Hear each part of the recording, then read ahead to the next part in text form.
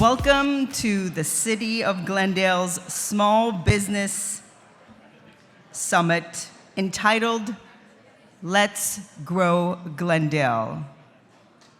Yeah, let's clap for that. This is the first Small Business Summit in the City of Glendale. My name is Silva Harapetian, and I will be hosting this event today. I have spent 25 years of my life as a television journalist across the country. And I worked for NBC, CBS, NBC, I said NBC already, Fox, all of the networks across the country. And I've had the privilege of being a witness to some of the historic news events of our generation. But my favorite stories to cover were stories where people talked about perseverance. They talked about grit. They talked about failing, but recovering and getting up and being able to get up, falling down and being able to get up and moving forward. And I came to realize in the 25 years of covering these stories that really there was a common denominator when I spoke to people like that. And they were mostly entrepreneurs, small business owners.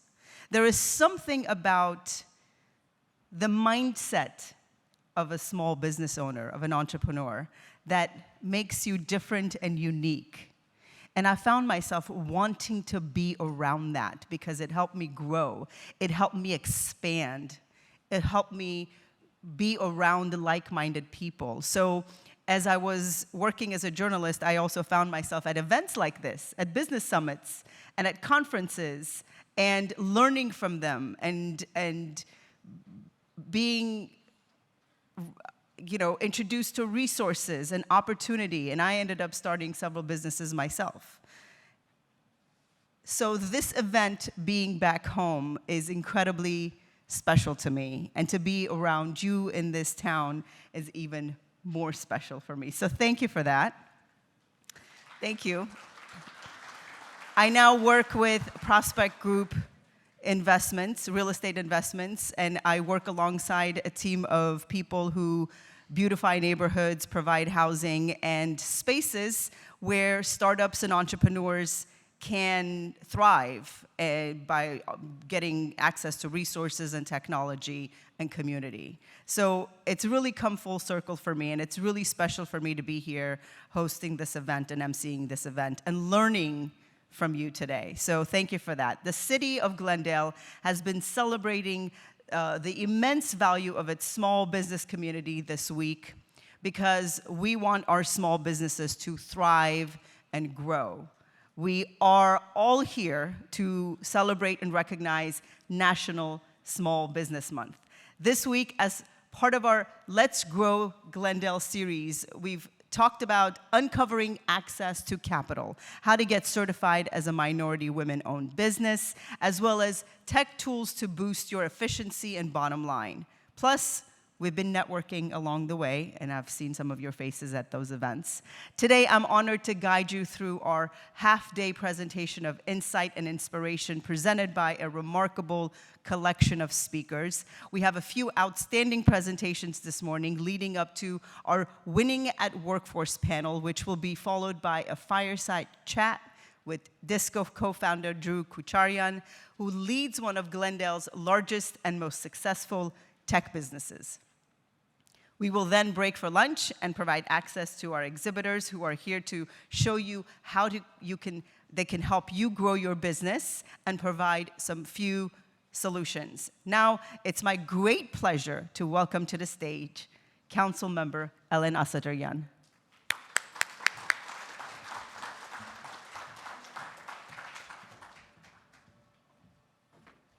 Do you need this?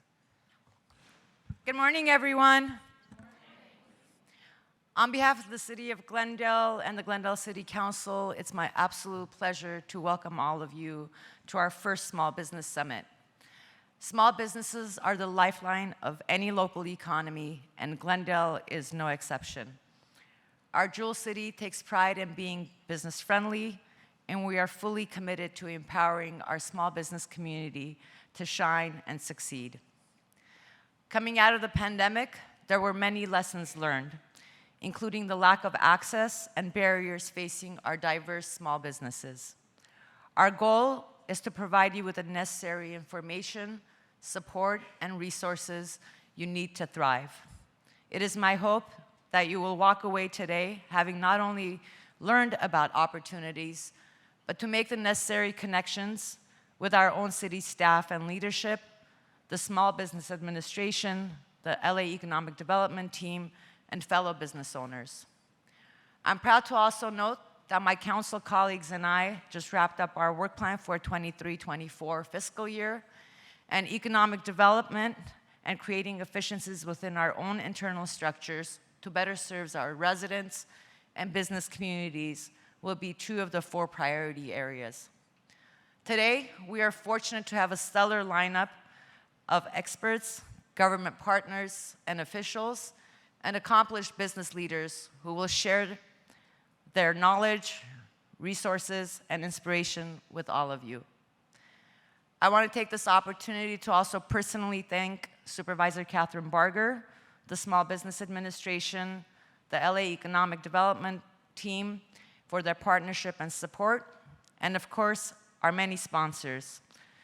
And I would be remiss if I didn't thank our economic development staff under the leadership of our city manager, Rubik Gulanian, who's here with us today, along with Community Development Director Bradley Calvert and Deputy Director of Economic Development, Shua Weng. Now it's my great honor to introduce our esteemed morning keynote speaker and my dear friend, California State Treasurer Fiona Ma. Serving as California's 34th State Treasurer, she was first elected in November 2018, securing more votes than any treasurer candidate in our state's history. Her re-election in 2022 further solidified her remarkable achievements. Treasurer Ma is a trailblazer, being both the first woman of color and the first CPA to hold this position. The State Treasurer's Office provides vital financing for many essential projects that improve the lives of residents. These include schools, roads, housing, recycling and waste management, hospitals, public facilities, and other critical initiatives. As California emerges as a global economic powerhouse, Treasurer Ma plays a critical role as the state's primary banker, overseeing the processing of over $3 trillion in banking transactions. She also manages an investment portfolio exceeding $200 billion, a significant portion of which benefits more than 2,200 municipalities throughout our Golden State. Please join me in giving a warm Glendale welcome to Treasurer Ma.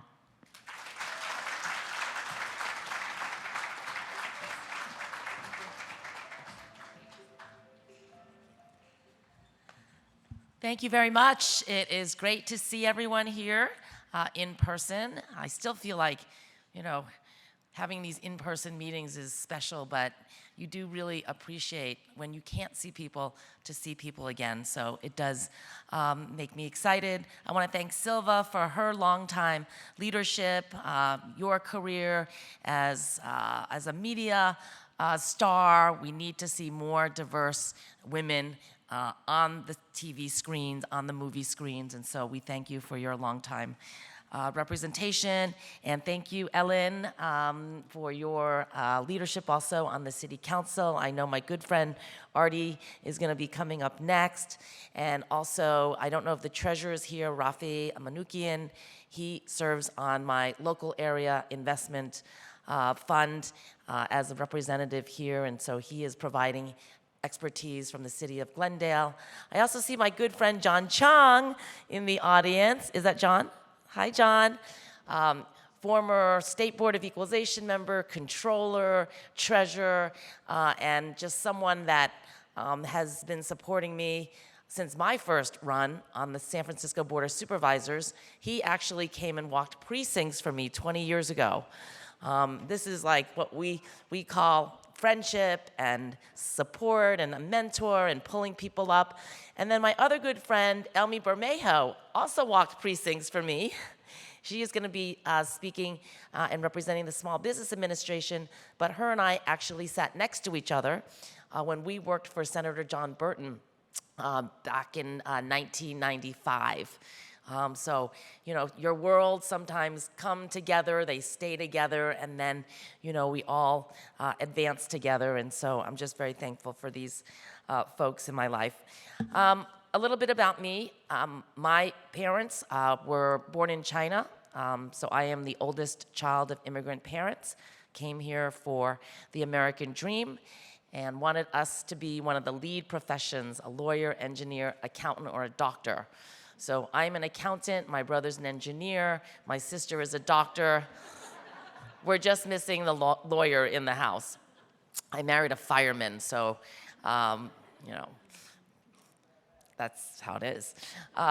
So I went to school for accounting. I started with one of the big 8 accounting firms in San Francisco, Ernst & Whinney, in the real estate tax department, stayed 5 years and left because there were no women or people of color in leadership roles at that time. So I started at my own practice at the age of 28 years old, and I got drafted to be the president of the Asian Business Association. So that was the first time I got involved in politics, is advocating for women and minority small businesses at the local level. I went to Sacramento to testify. I got involved in the White House Conference on Small Business under President Bill Clinton, and I started to understand that politics is important.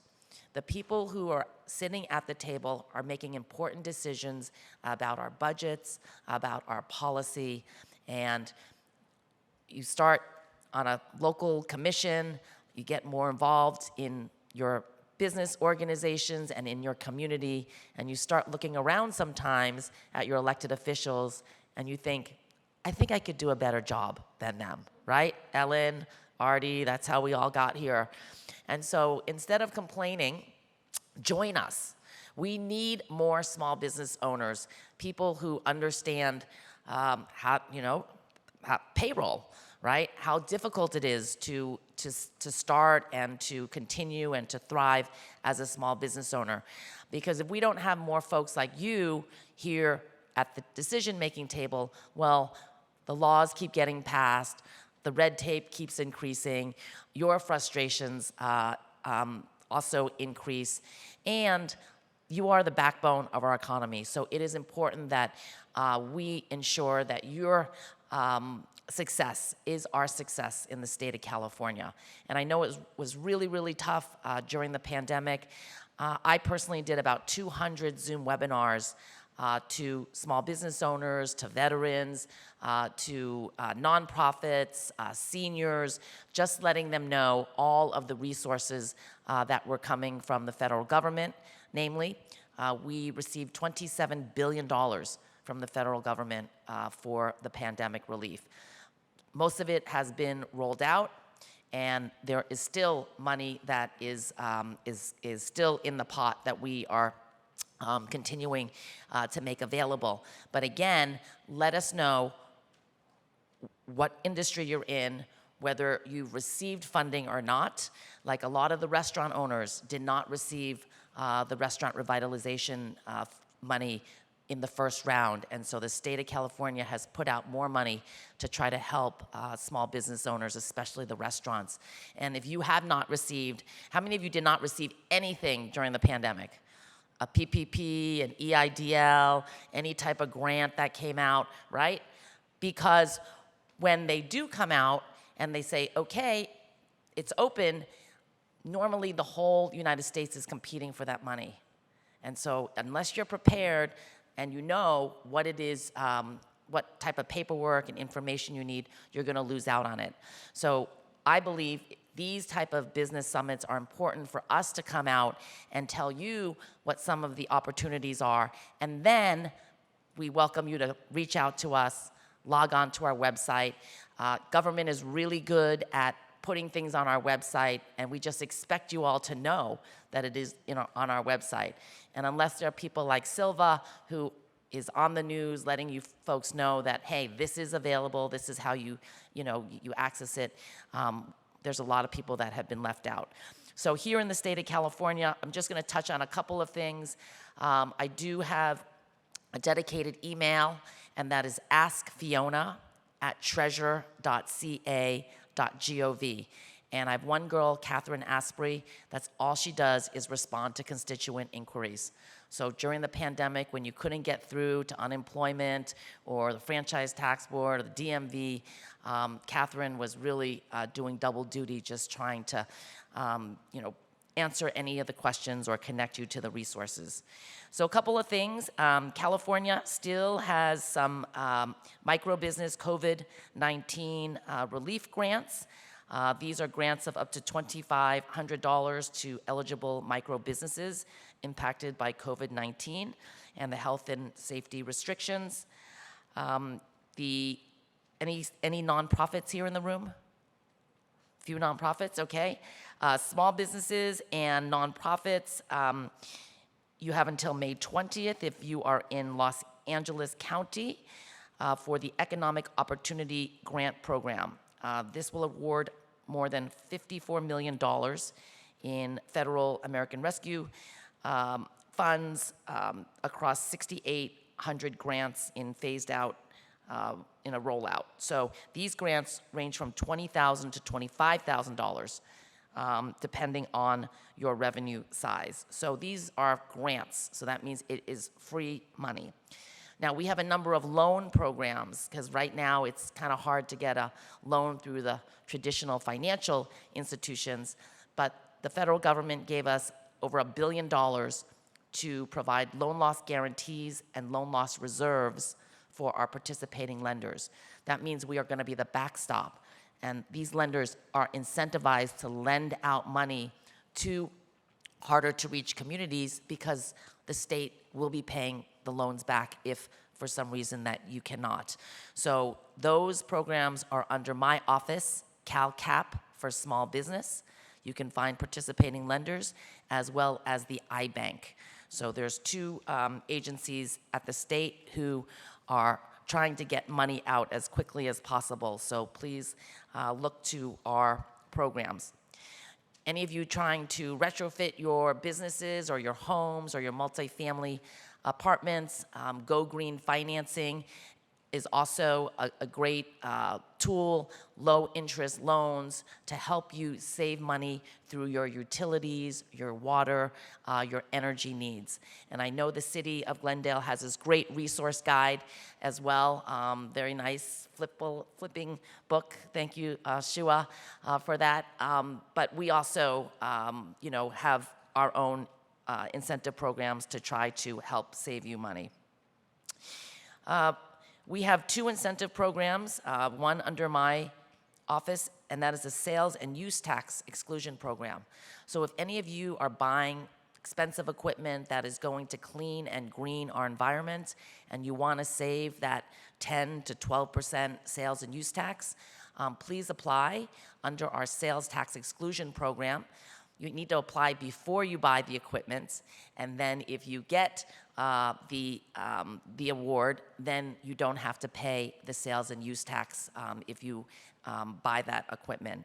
And then the other incentive is our California Competes tax credit, and that is an income tax deferral up to 3 to 5 years, and it's really trying to lure people here to the state of California, keep people here, and help you expand. But we know that this is very competitive environment right now, and many states are wooing you, or countries are also looking for you to locate and expand. And so this program is really to try to keep as many businesses here in the state of California, and that's the California Competes program.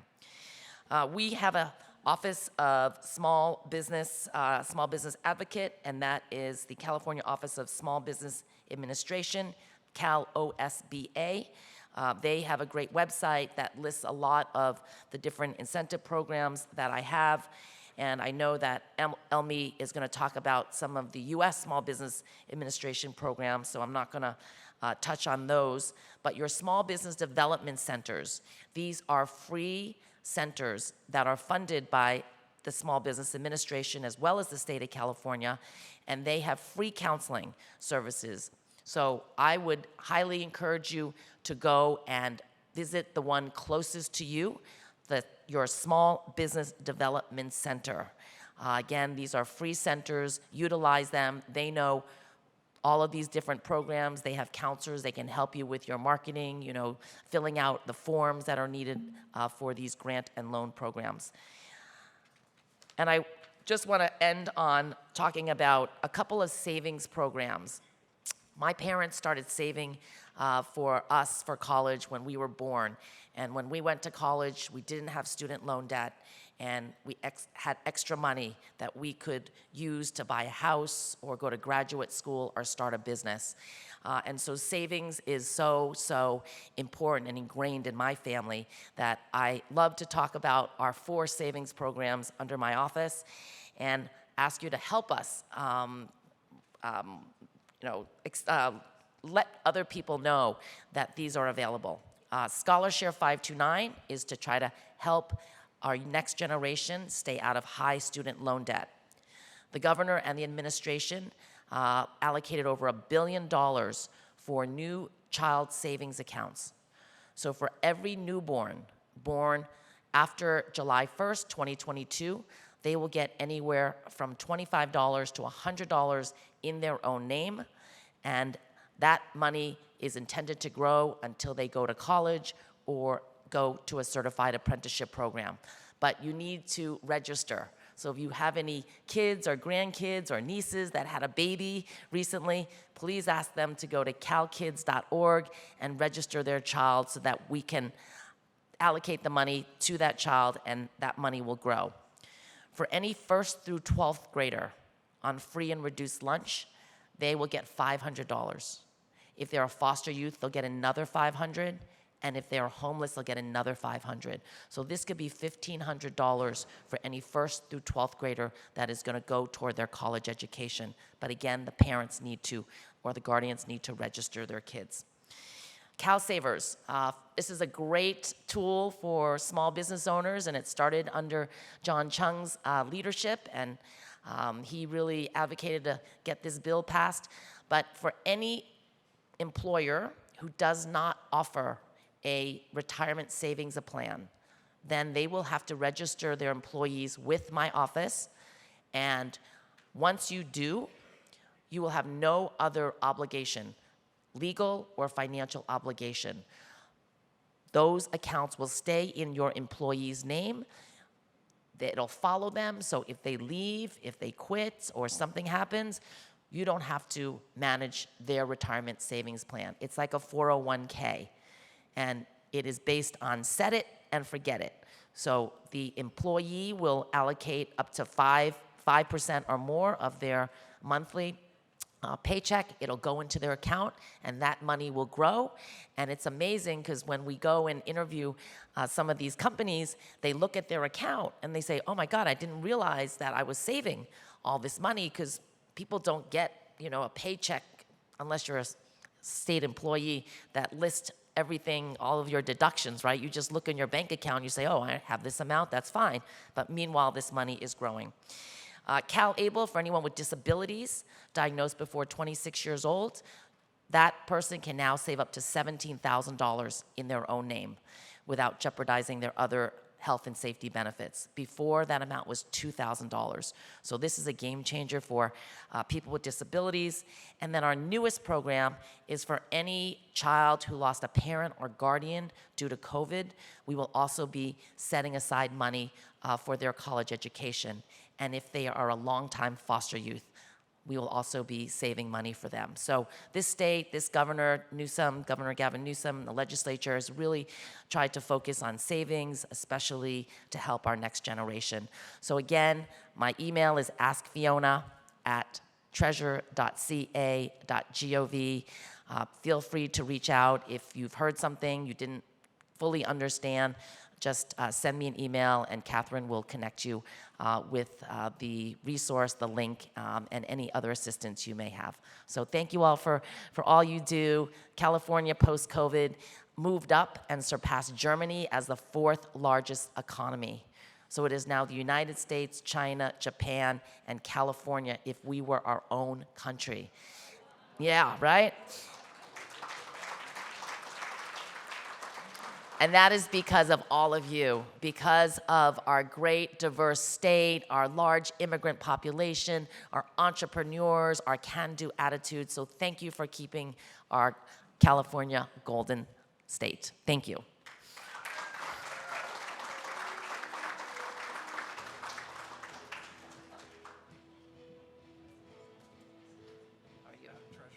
Long time no see. Thank you. Thank you to our treasurer, Fiona Ma. Let's give her another round of applause.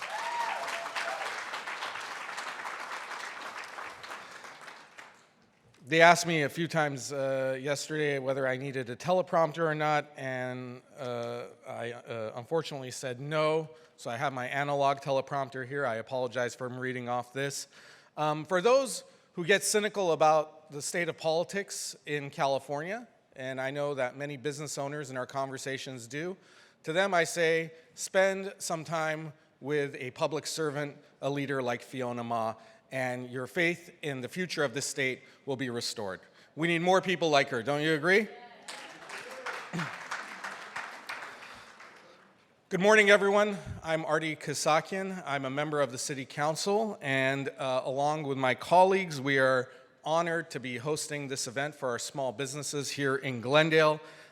We have a remarkable small business community. Glendale is a phenomenal place to live, work, and raise a family in, and I am bullish on Glendale. I know all of you are as well, which is why you want to start your businesses here in the Jewel City and help it grow. Some of the things that Treasurer Ma said ring specifically true for us here in Glendale. We have a population that's more than half of our residents are born in somewhere other than the United States. And what that means is that the people that live in Glendale could have literally gone to live anywhere else. It wasn't like they were born in Glendale, but they chose Glendale. They chose Glendale as a place where they will plant the seeds to make the American dream come true. And that means something, both to us on the City Council. It should mean something to all of you. It means that we are a place where dreams can become reality. So let's take a moment to reflect on some of the notable firsts that have started here in Glendale and have gone on to make names for themselves around the world. From the iconic Baskin-Robbins, which opened its doors in 1945, to the trailblazing Panda Express, founded in 1983. I always brag and say Glendale is the birthplace of orange chicken. And to the esteemed Disney store and Apple store, which found their beginnings right here in Glendale. We have been at the forefront of groundbreaking ventures here in Glendale. We were even chosen in 2022 as the inaugural site for Amazon's innovative brick and mortar. We all know Amazon as that company that was delivering us tons of boxes during the pandemic, but their first brick and mortar clothing store, Amazon style, is right here in Glendale. And so all of these accomplishments underline the fact that Glendale is an ideal launch pad for aspiring entrepreneurs. Our strategic location, coupled with the invaluable resources and support provided by the city and our esteemed business partners, creates an ecosystem primed for success, and we want you all to be a part of it. From wherever your business, if your business is right here in the downtown, if it's in Montrose, if it's in the Adams Hills area, or along Colorado, the historic Colorado Boulevard, we are here to help your dreams come true. So I want to, first of all, I do also want to acknowledge, again, my friend, former State Treasurer John Chung, that's here with us, another great public servant, who also, he also walked precincts for me as well. And so he is someone who knows where the rubber meets the road. Whether you talk to Treasurer Ma or to Treasurer Chang, you'll be well served with spending some time with either of them. I say this without any hesitation that when Treasurer Chang ran for governor of California, I always tell folks, if you want to know how many truly intellectual, smart voters there are in California, look at the number of votes that John Chung received for governor. It is a reflection of his character, both very accessible individuals. And also, I want to acknowledge our city staff. Let's give them a big round of applause for organizing this. And Councilmember Ellen Asatrian, who suggested that we make a Small Business Week effort. So let's give her a big round of applause. It's with partnerships with the individuals I just mentioned with the city that we will make Glendale truly a remarkable place for success, for businesses. I always say that, and sure enough, there are people who sometimes will be upset with things here in Glendale. I know that it's only 9:40 approximately, but already this morning I've had about 5 complaints about this issue or that issue. There needs trash that needs to be picked up.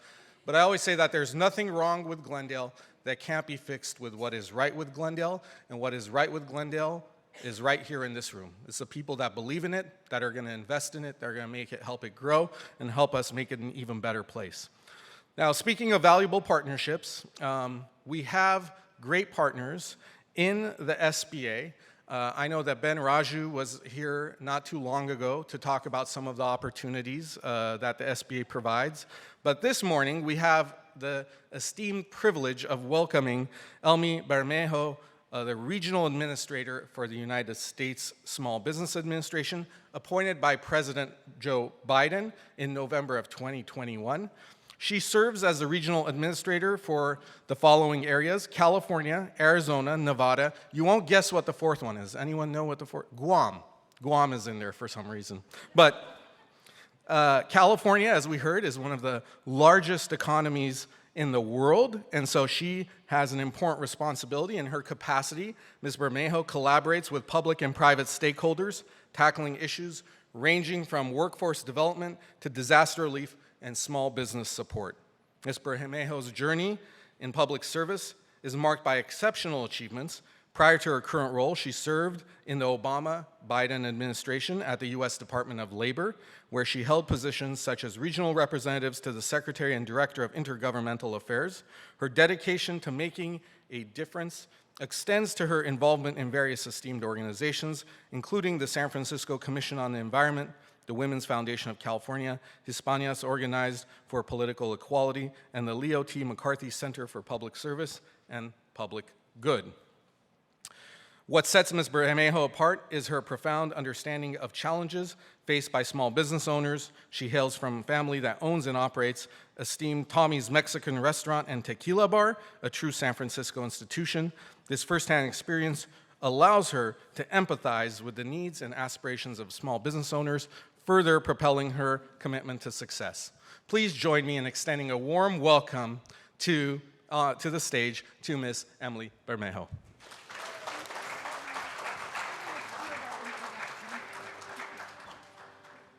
Good morning, everyone.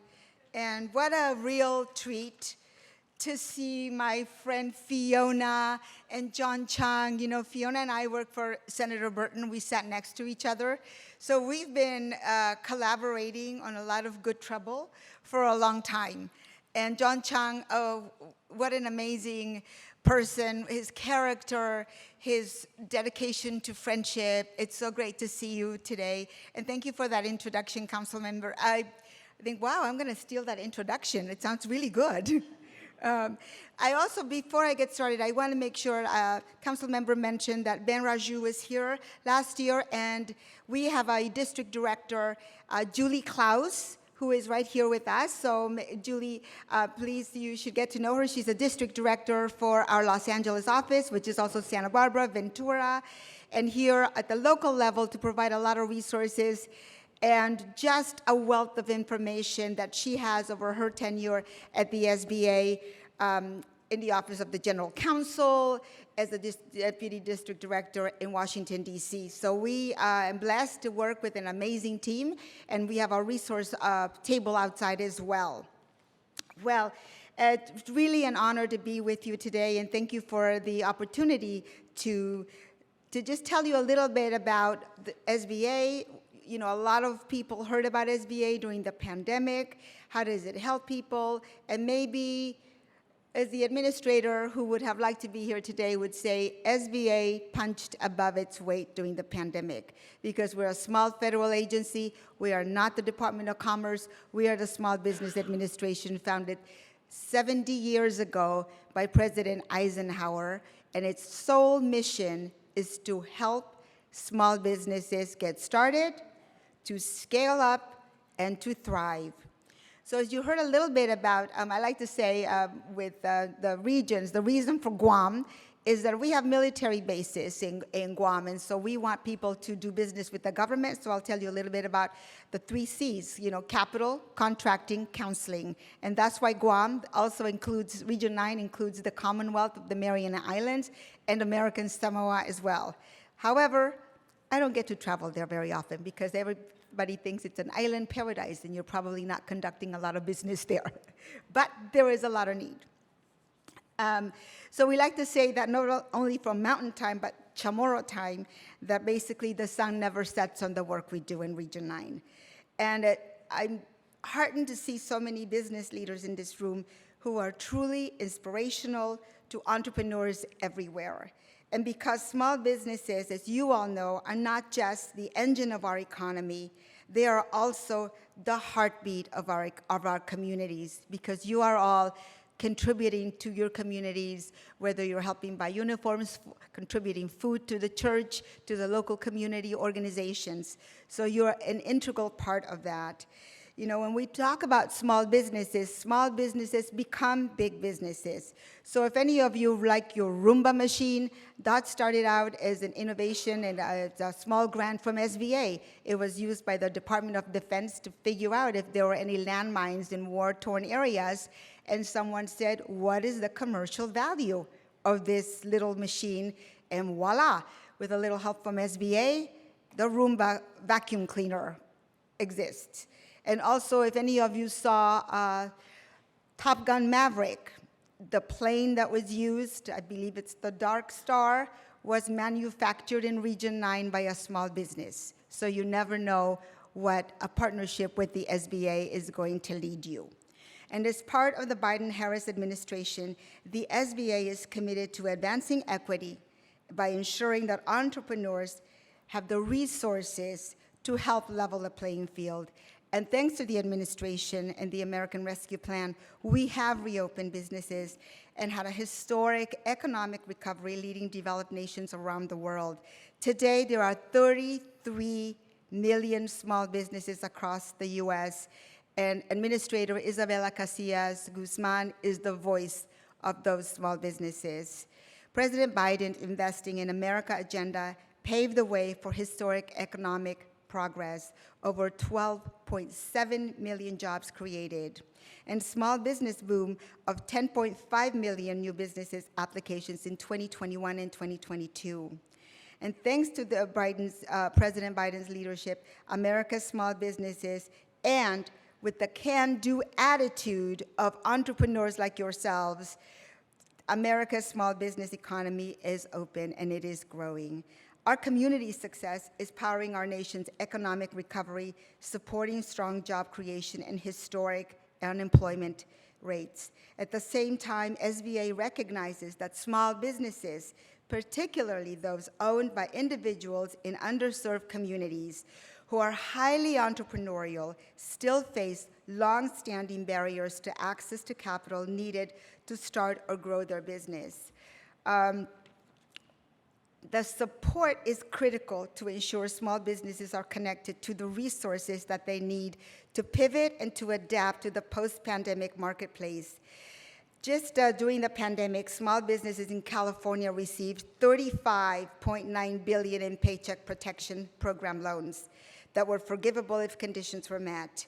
in addition to the $730 million in economic injury disaster loans. The SBA has a lot of programs and services, as was mentioned before by our wonderful treasurer, but probably the most important is giving entrepreneurs access to capital they need to start, run, and grow their businesses. Many startup owners use internal funds, such as their personal savings or loans from friends and family to start businesses, and some even use credit cards. Our underserved entrepreneurs face barriers navigating banking systems, receiving loans, formalizing or scaling their operation due to language barriers and limited technical support. And like was mentioned before, I grew up seeing these challenges with my parents who started their small businesses. And when you're in a small business, you're working 24/7. You don't have a lot of time to go to the chamber meeting or anything. You're basically, if your outreach is because somebody walked into your restaurant and told you about something, because you're pressed for time. And my father worked tirelessly, and people would say, opening a restaurant is a very risky business. Not a lot of people succeed. And my father was always like, well, that's because they don't know I'm going to outwork everybody. And 65 years later, that restaurant, 55 years later, that restaurant is still in San Francisco. He had the presence of mind to buy the building. And you know how valuable that was during the pandemic because rents went up. So the restaurant's still there, and as a restaurant family member, I always feel like I identify with Michael Corleone, because if you're in a small business, you're always part of the family business. It's always, are you busy? We're a little busy at the restaurant. Can you come over and help? And yeah, you just go over there, and so after time, but I also call that my field office. Because when I'm at the restaurant, you're meeting people and hearing about the challenges that they're facing, and how to, whether it's at the restaurant, connecting them to things and making sure that they have the tools to succeed as well. And that's exactly why SBA is dedicated to entrepreneurs by meeting them where they are, where they live, as the administrator likes to say, providing access to resources, breaking down social and financial barriers. And we conduct small business, we connect small businesses with lenders. We have a tool called Lender Match, and the result of helping more businesses get started and grow. And in this fiscal year alone, the SBA has guaranteed over $3 billion to California and small businesses. I also want to mention our resource partners, as Fiona mentioned, our small business development centers that are there to provide advice. You don't know how to write a business plan? Someone can sit down with you and help you do that. And just one quick example is a gentleman that I visited in Las Vegas. I get to go to Las Vegas for work, how about that? And he wanted to open a taqueria, but his credit wasn't so good, and so he was denied assistance. But the SBDC sat with him and helped them with that, helped them with his business plan. Well, the bottom line is that that gentleman now owns 24 taquerias in Las Vegas. So the resources and the help, it's not a one and done. It's not like, here's the form, adios. It's like, how's it going? Can we tweak this? You want to grow? You want to change your business format? How do we provide those services? We also have our SCORE mentors, retired business executives who really have a lot of talent, and it's like they want to continue to give back. So they're part of that process of the SBA resources, and that's our mentoring program with SCORE. SBA, as I said, has been around for 70 years. We have 68 district offices nationwide and some branch offices. We also have 10 regional administrators throughout the country to assist our district offices in making sure that part of our job is to go out there and basically talk about SBA and the programs that it has. And I think under the leadership of President Biden and Vice President Harris, and by the way, I walked precincts for Vice President Harris when she first ran for district attorney in San Francisco. So it's also making sure that we're supporting not only our brothers, but our sisters as well when they're going out there and forging a new path. So the administration is committed to creating new opportunities, focusing on equity to reduce barriers. And, I just want to say that in closing, I just want to thank you for having me here today to share about our SBA programs, our team, so that together we give everybody with an entrepreneurial dream the tools and the support they need to start, to grow, and to succeed. Thank you very much for the opportunity to be here today, and thank you, Silva, for all you do. Thank you. I love hearing all of this because really, thank you so much. Thank you. I did a presentation yesterday where really the focus of the story was about you can't be what you can't see. And that's not just true about seeing women in positions of power and seeing minorities, people of color in positions of power, but it's also about making sure that you surround yourself with like-minded people, you are in the right ecosystem to do what you want to do, and that's true for small businesses and entrepreneurs. We have to be in the same room to bounce ideas off of each other and think through stuff, and I know it's helped me grow and expand exponentially, so it's so inspiring to be here to listen to everyone's story. And thank you for sharing what the SBA is doing for our community. I know I've used their educational services and other services myself, so that's really great information to have. Now I would like to bring to stage Natalie Vartanyan, Assistant Field Deputy on behalf of Los Angeles County Board of Supervisor Catherine Barger, who is a Let's Grow Glendale Platinum sponsor. Please welcome Natalie Vartanyan.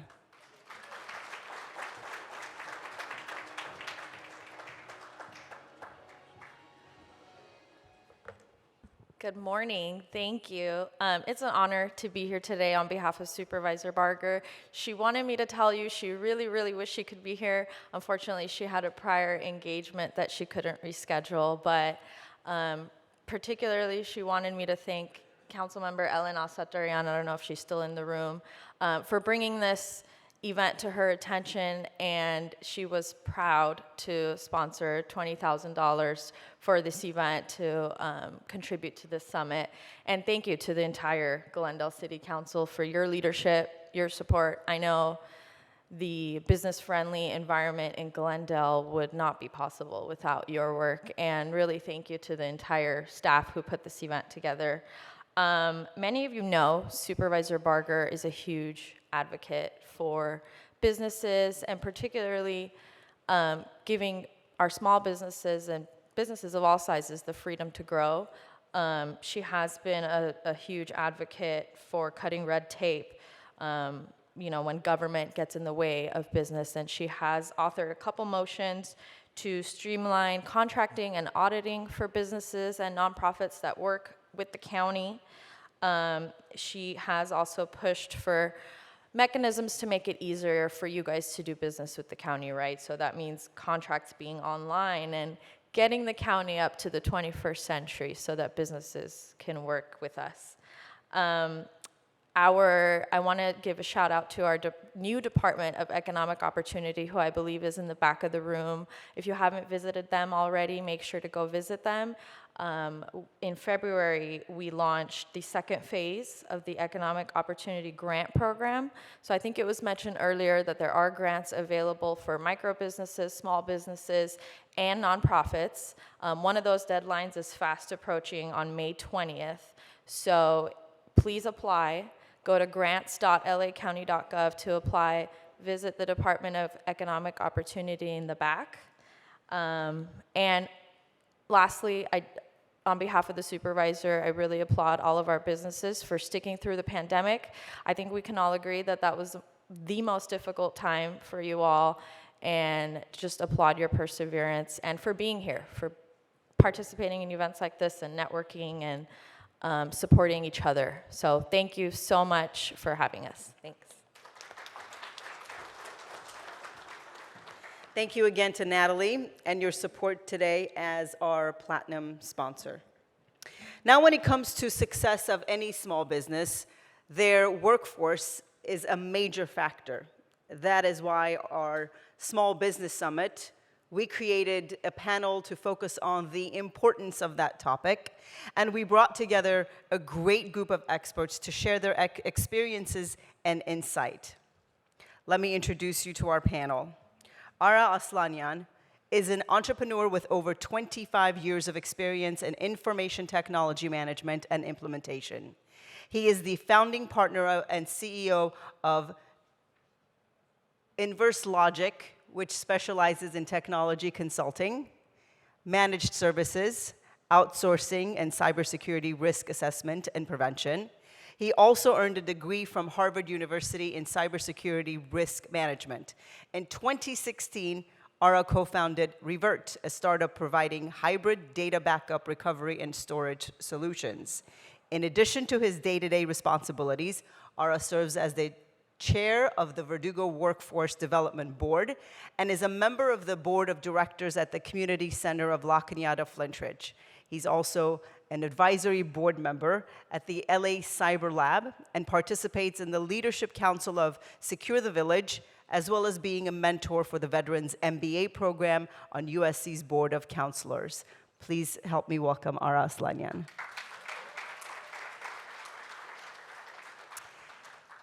Gevik Baldasaryan is a licensed attorney who has background in both legal and restaurant industries. For the last 10 years, Gevik has been president and general counsel of the International Grill, which owns and operates a chain of fast food, no, it's not fast food, it's real Mediterranean restaurant. Real food, the kind that makes you kind of go, I'm a little hungry. Masi's Kebab throughout Southern California. Masi's Kebab was founded by Gevik's father, Hagop, in 1976 in Glendale to provide quality, fresh-made, authentic food offered at the most affordable prices. Prior to joining family business, Gevik was an attorney at the international law firm of Pillsbury, Winthrop, Shaw, Pittman, working in their national litigation practice. At Pillsbury, he has extensive experience in the areas of commercial litigation, product liability, restaurant compliance, real estate disputes, securities fraud, and constitutional issues. Please help me welcome Gevik Baldasaryan.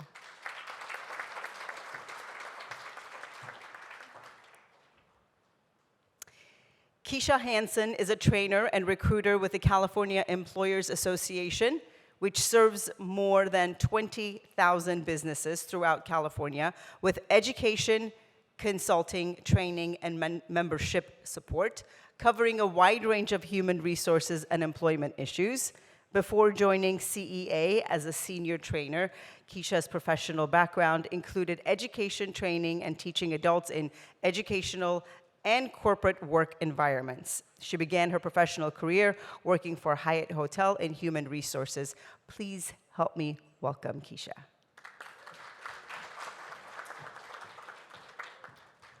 And our moderator today is Petra Martin, who is Petra Marin, who is the founder of Union Jack's Tea, located in Glendale. After more than 20 years in the food and beverage industry and an enormous amount of passion for tea, Petra sought to create a tea brand that would complement demographics ranging from baby boomers to millennials. As she states, she called it Union Jack because Her Majesty's subjects did not invent tea, they revolutionized its consumption. Petra works closely with tea specialists around the world to create a unique experience with a twist of British flair.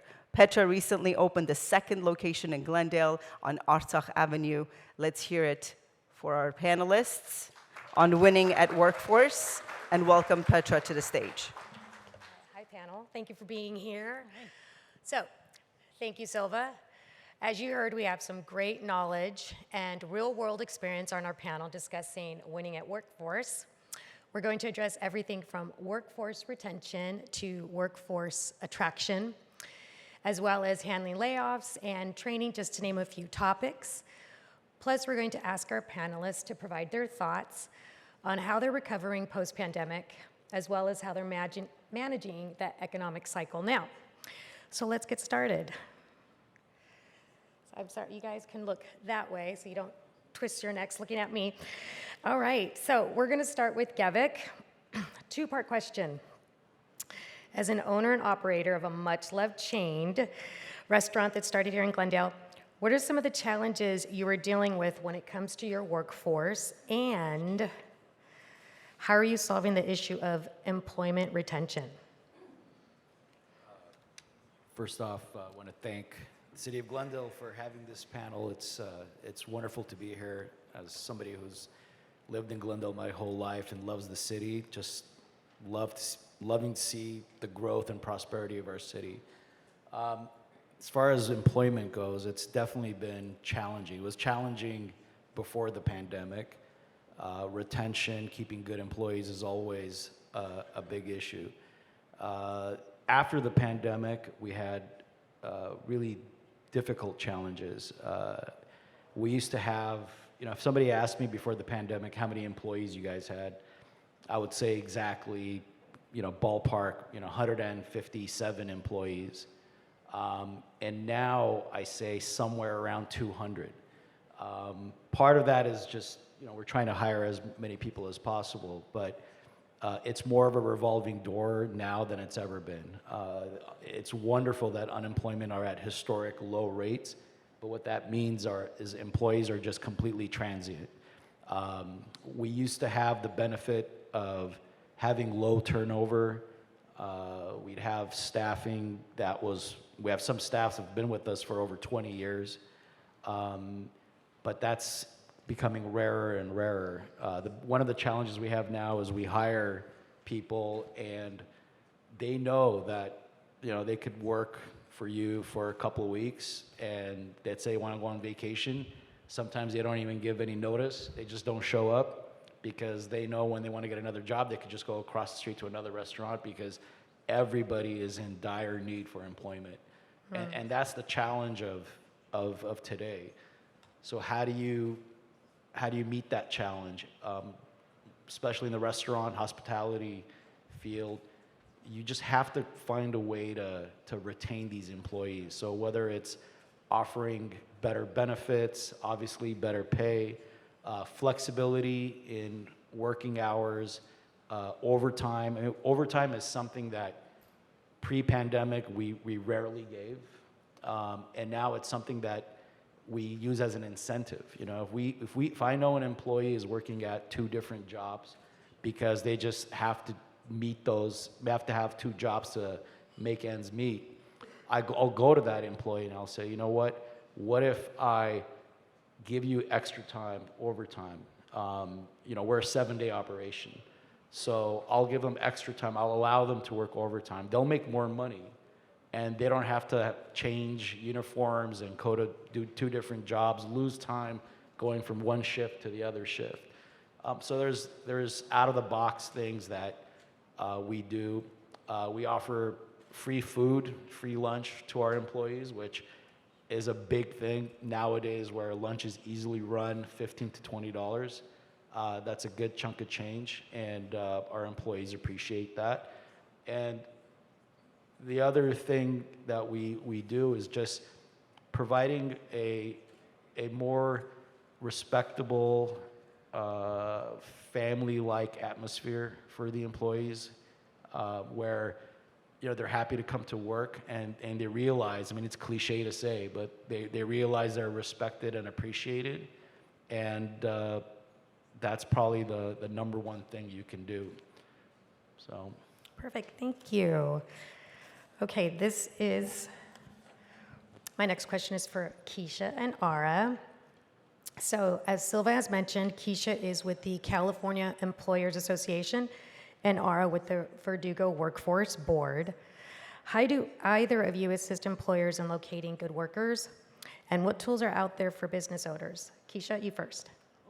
Hello, great. I had to check. First of all, again, thank you for having us here at California Employers Association. We really do spend most of our time working with small businesses with HR compliance issues, recruiting, and helping them retain employees, which is always on most of our employers' minds.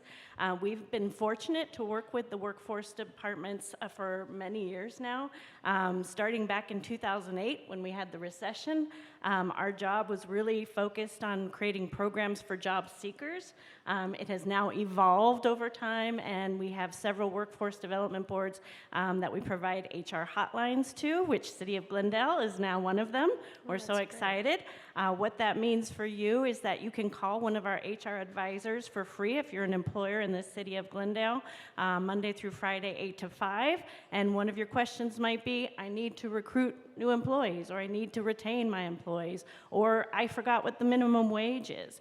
So it's a great resource that City of Glendale has provided.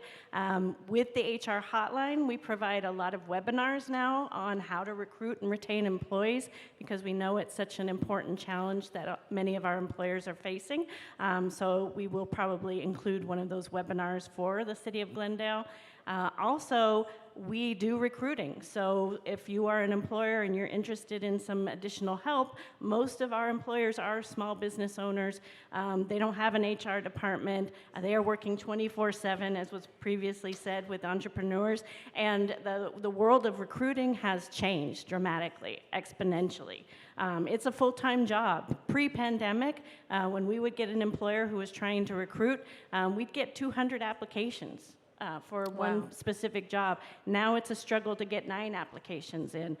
So it really is a full-time job, and if you don't have the bandwidth or the expertise with all the changes that have evolved, we can help you out with recruiting, or many times we will refer, one of the first questions we ask is, have you contacted your local workforce development board and job center? That's actually how I got my job at California Employers Association. I was attending a workshop after being laid off.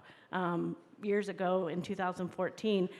So I know the power of connecting workforce development boards with employers and job seekers. That's great. HR hotline, remember that. And Ara. Thank you. I want to also thank the City of Glendale, especially the economic development of City of Glendale, for putting on this event.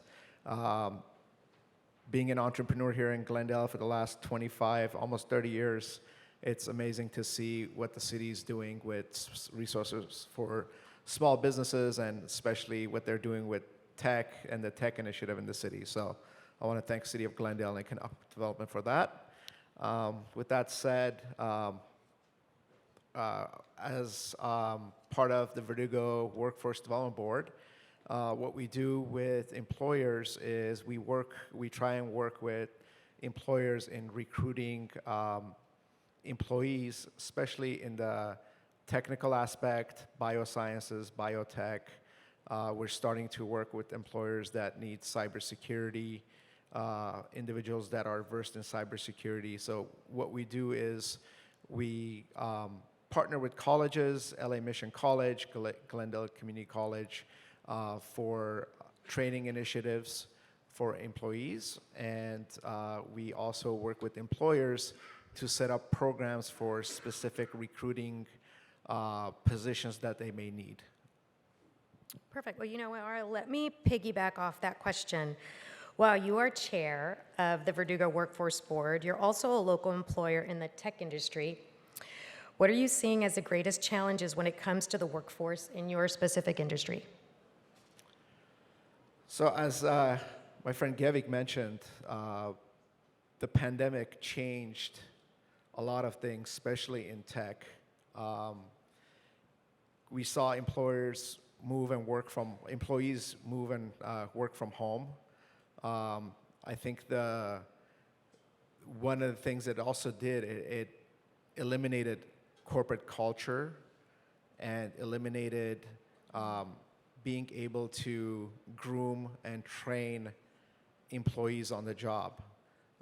Because of that distance, that corporate culture, and where employees used to be able to get trained in the office by more senior employees, that culture is unfortunately kind of diminished due to the pandemic.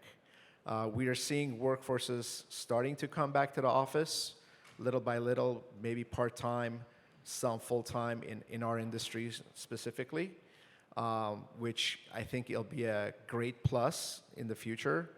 But as Gevik mentioned, in 25 years of myself being an entrepreneur and hiring employees, I haven't interviewed, I think the last 2 years I interviewed more people than I've interviewed in the last 25 years, just because of that revolving door, employees leaving for better jobs, a lot of employees leaving the state, a lot of employees looking for other better opportunities for higher pay, especially when it comes to specifically in tech, Amazon, Google, the large, the juggernaut companies hiring with signing bonuses and different types of things that would incentivize employees to leave their job. In the past, the employees maybe didn't want to move to San Francisco or Oregon or somewhere else to work for the larger companies, but with the pandemic, being able to work from home, they've been able to do that. So that's been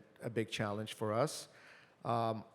Also, another challenge has been, I've noticed in the last couple of years, we've had instances where an employee is working from home, and I found out they're actually working for 3 different companies and collecting 3 different paychecks. Oh, wow. So that's also it's been a challenge, holding employees accountable and being able to find out what they're exactly doing because they're not in the office every day. Okay, so I haven't forgotten about you, Gevik. We'll get back to you in a second. But with that, is this a challenge with the workforce skills gap?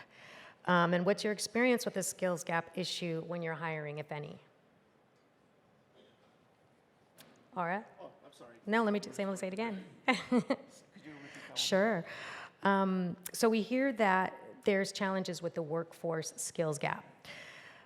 Not sure if it has to do with the pandemic or not. What is your experience with the skills gap issue when you're hiring, and what resources exist to help employers in terms of the workforce training in your field?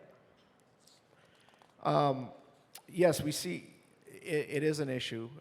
Specifically in tech, it's a major issue because there's a shortage. For example, cybersecurity is one of the biggest growing sectors, and we don't have enough professionals that are trained in cybersecurity.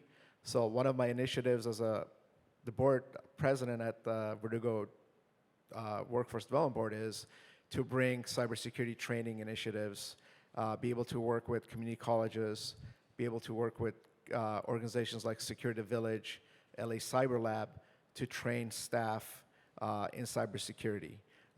One of our greatest successes has been working with Grifols in the last few years to train employees in biotech.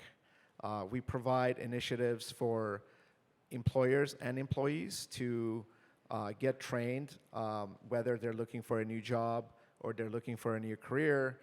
We provide incentives for employers.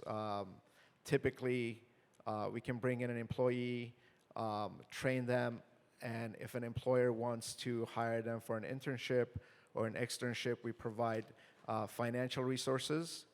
Typically, the workforce will pay for about 200 hours of employees' time to work as an externship.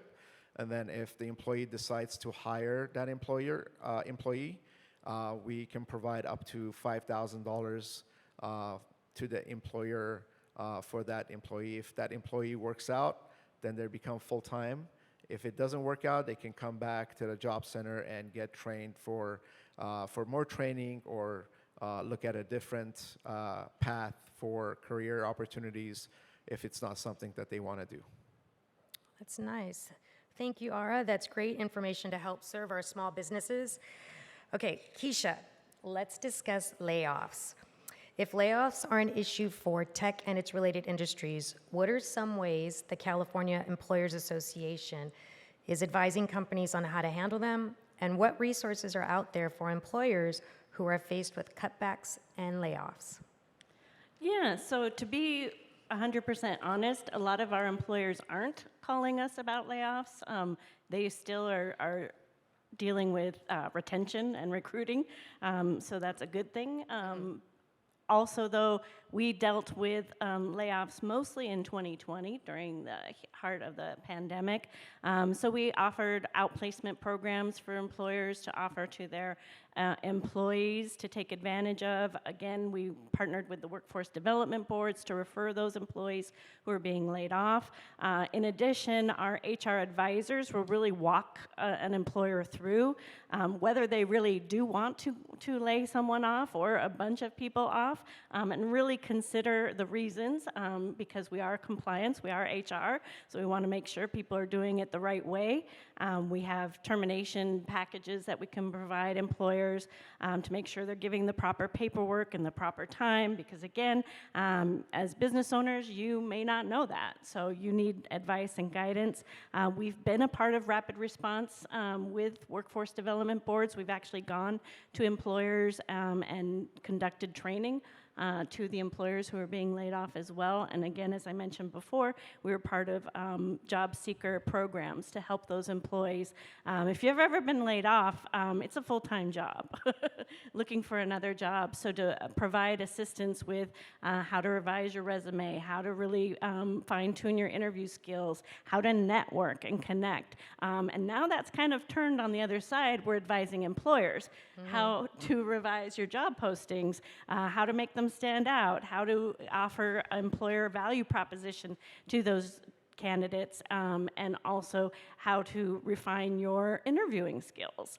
We had one person the other day who said their hiring manager spent 4 hours with a job candidate when they told the candidate that it would be 1 hour, and he was basically just talking about his whole life career experience. So that sends a message to candidates, so you want to really fine-tune your interview skills and know that everybody's consistent. Most employees who leave a job that we found within the first 6 months is because the job interviewing answers that the hiring manager gave and the job posting didn't match up with what the actual job was when they got there. So employees want to know what are the clear expectations of this job. The good, we want to highlight the good, but we also want to be realistic with what those job skills are. So really consideration. We've seen in the media how those big employers have laid off employees, and that makes an impact on that company's reputation. It makes an impact on the morale for the employees who remain in terms of that trust and building that healthy work environment. No, that's great. Thank you. Thank you for that. Okay, so Gavik and Ara, I'd like to finish with the work-life balance idea. I'd love to hear from you both on what your employees look for today, why it matters, and how you are responding to those requests.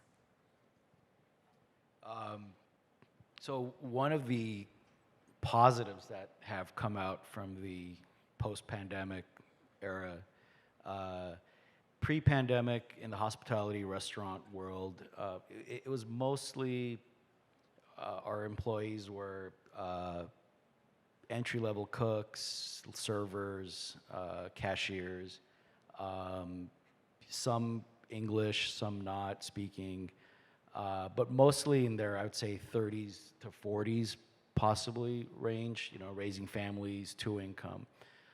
I remember when my dad first got started in the Glendale Galleria with his first store, majority of his employees, all throughout the mall were a bunch of teenagers, high school kids. You get a job at stores that might not even exist anymore, but like Miller's Outpost or Orange Julius or Hot Dog on a Stick.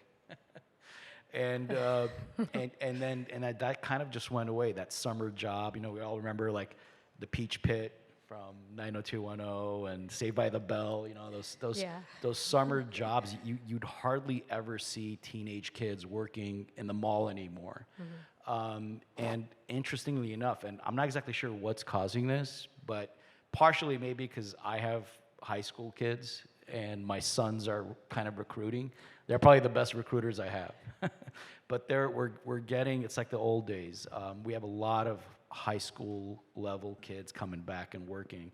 And going back to work-life balance, you just have to adjust to that. Now, the guy who's giving you, when you're a 7-day operation in hospitality, having the guys that will give you 50, 60 hours a week are great, even with the overtime, if they're reliable. And we've come to realize that if you have one person who's a really strong worker, and you're going to give that person an extra 10 hours or 15 hours of overtime, might be better than having 2 or 3 guys that are just warm bodies that stand there, especially when minimum wage is at $16 plus, right? So we're incentivizing employees to stay in one place instead of having multiple jobs. We're giving them benefits. We're giving them free food. With the teenagers, now the drawback is, they're going to call you and say the day before and say, hey, I can't come in tomorrow because I'm going to Magic Mountain, right? And you kind of have to deal with that. Or it's my graduation, or it's my grandma's 80th birthday and whatever, right? And so that's the stuff you don't have with the adult side of it.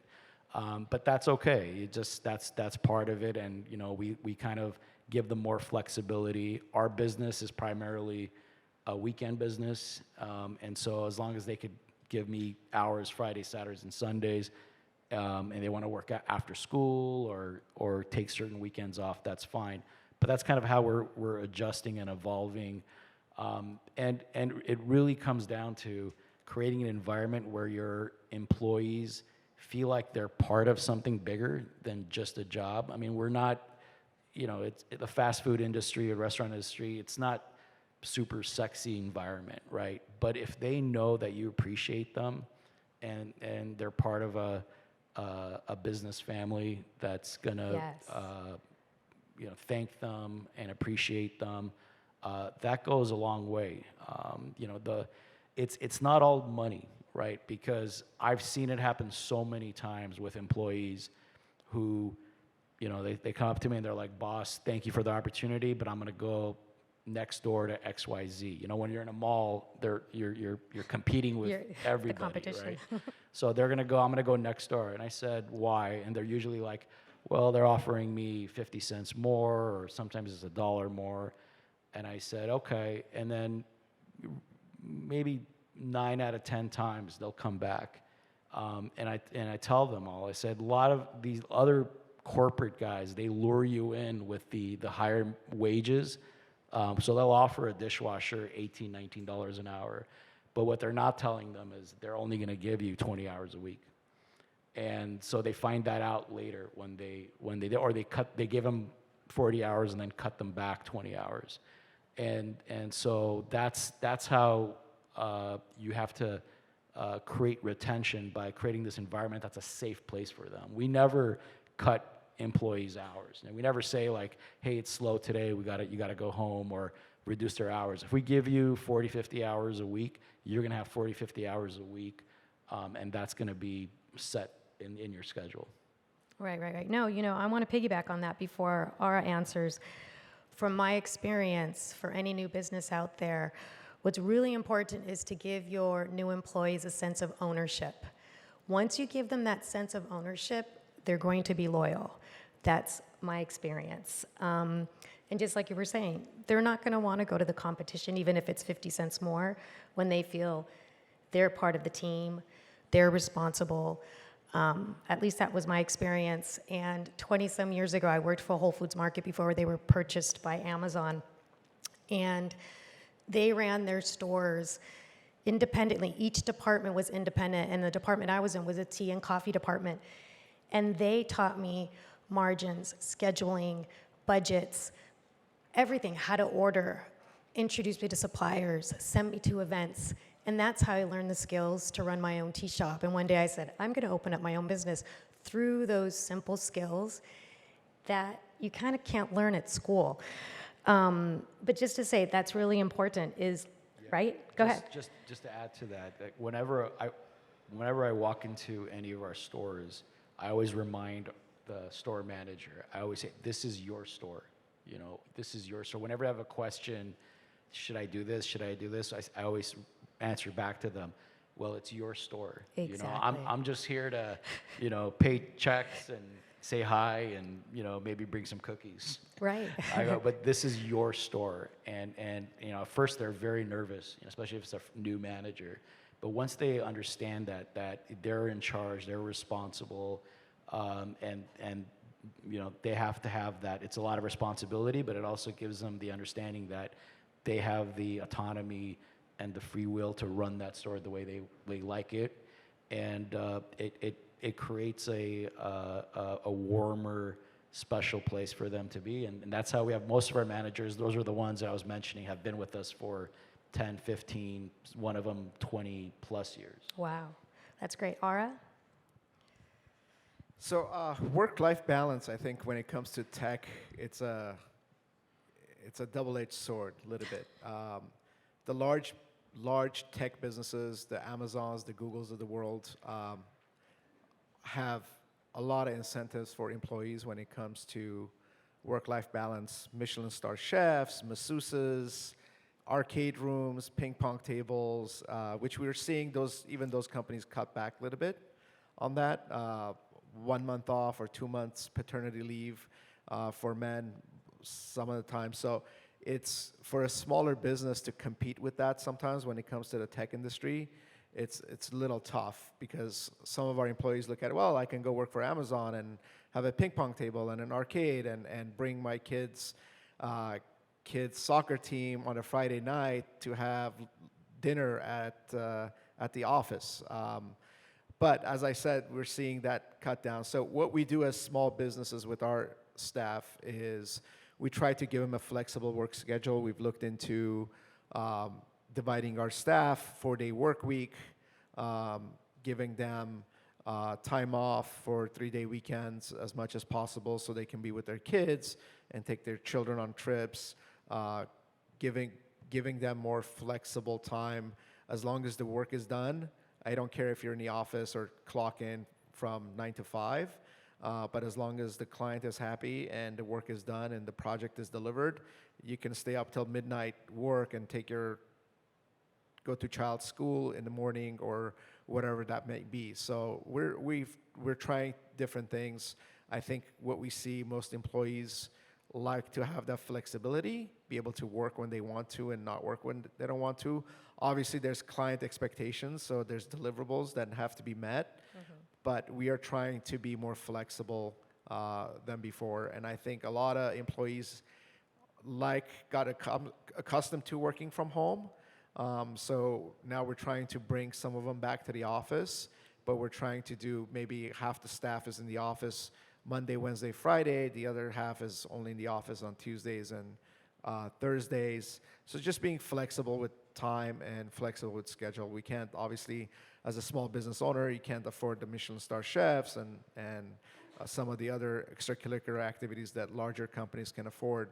So we try to be creative with that. Awesome. Okay, well, thank you to our panel. We are going to take Q&A, but before I pass the baton to Silva, I'd like to see if you guys can give a round of applause to my wife, who turned 50 today, and she's here supporting us. Say hi. She's going to kill me for that. And a round of applause to our panel. Before you guys have questions, Silva, come up.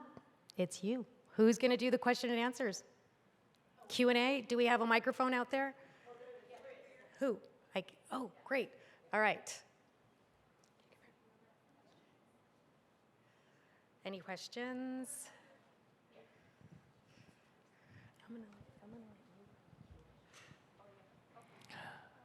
Hello, good morning, everybody. My question is to Aura and Gavik. As a small business owner, I'm a small business owner. The challenges after the pandemic, you guys brought it up. Just wanted to know more about Gavik as how do you balance the inflation rate that we have right now with all the pricing hike, with employees, high wages, demand, plus the quality of the food that you want to present, and the competition out there? What challenges do you see in order to produce more income for your business at the same time? The competition and all the cost of living, as a business owner, it has to cross your mind. What do I do in order to balance everything? And that's a big challenge for the small businesses right now. And a lot of businesses, if they're going out of business, is because they cannot find that happy medium in between. And as Ara said, the big guys have the funding in the back, and they can eat the small guys out. So that's one challenge that I would like you to explain how you do that.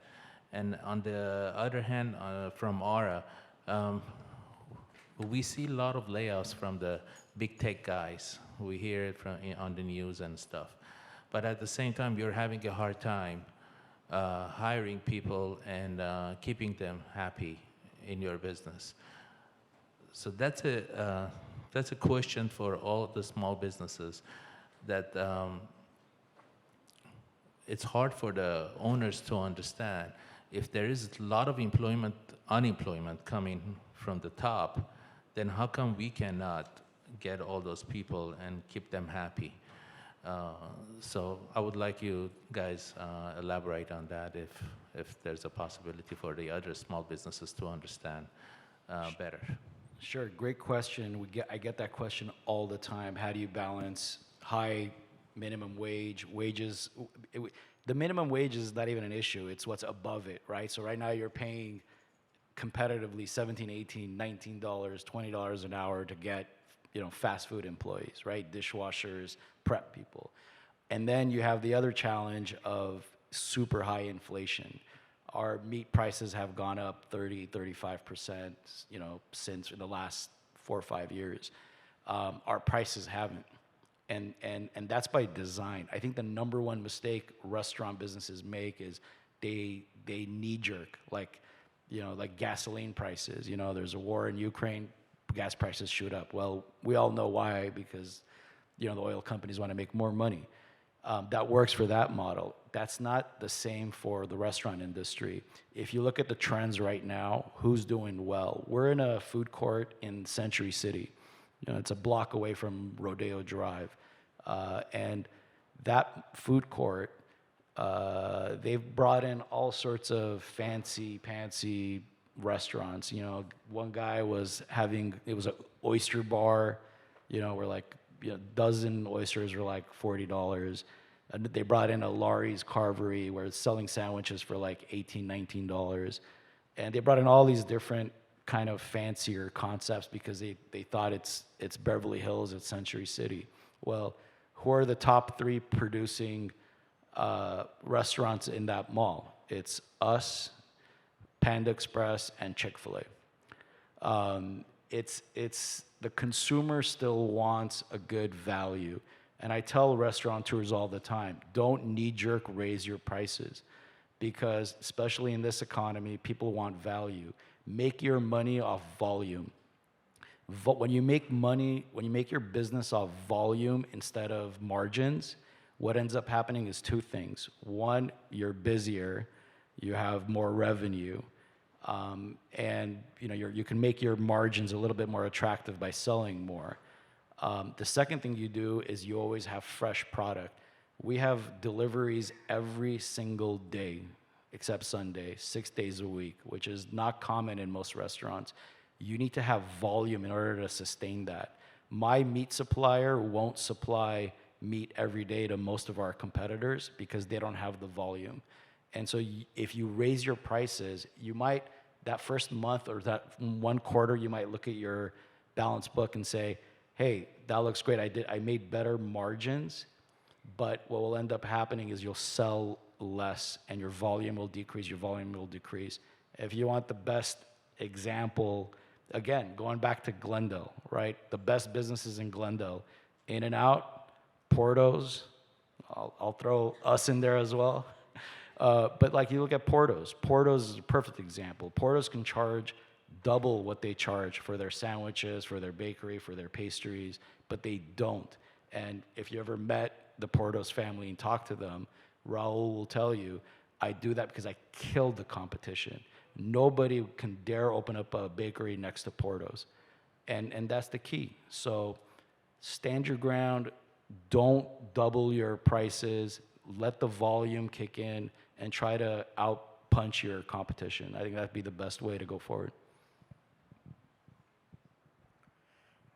Thanks for the question. So to answer your question about layoffs in tech specifically, because that's kind of my domain, is I think what we saw beginning of the year, a lot of the tech layoffs or layoffs from tech companies were not really tech experts, was companies cutting down on some of the stuff I talked about, the Michelin star chefs, the staff that were doing, providing massages or, childcare. That was the first kind of wave of layoffs that came through. And then there were a few tech layoffs that also happened. I think, I'm not sure if you guys heard, but when Elon Musk took over Twitter, he mentioned that Twitter was spending $400 a day per employee on food.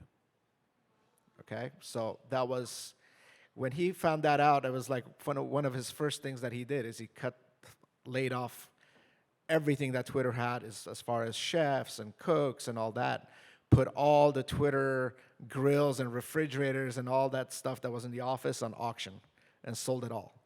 So that was the first wave of layoffs. Then came some tech layoffs that happened. But for every tech layoff is that happening, the tech segment is growing so fast that there's 5-10 startups that are popping up every day, specifically, especially in AI and machine learning and computer learning, that is hiring faster than layoffs are happening. So yes, there are layoffs in tech, but we're seeing that a lot of tech companies are still growing. I think the big companies like Google and Amazon, they hired so much during the pandemic, then they started cutting back on staff as things settled down, and they had to, report earnings to their investors and saw that they're very high on salaries and payroll, so they cut that back down. But ChatGPT and AI is now revolutionizing tech again, and we're seeing that a lot of employees are getting hired in that realm. So I see a lot of, I belong to a few angel investor networks. I see a lot of pitch decks. I got to tell you, I've seen 1,000 pitch decks all based on a new business revolving around ChatGPT and hiring machine learning, computer programmers to come up with a business idea revolving AI. So that's still a challenge in our industry, finding skilled workers that want to work and are looking for a job. Thank you. Is there one more question? We'll take one more question.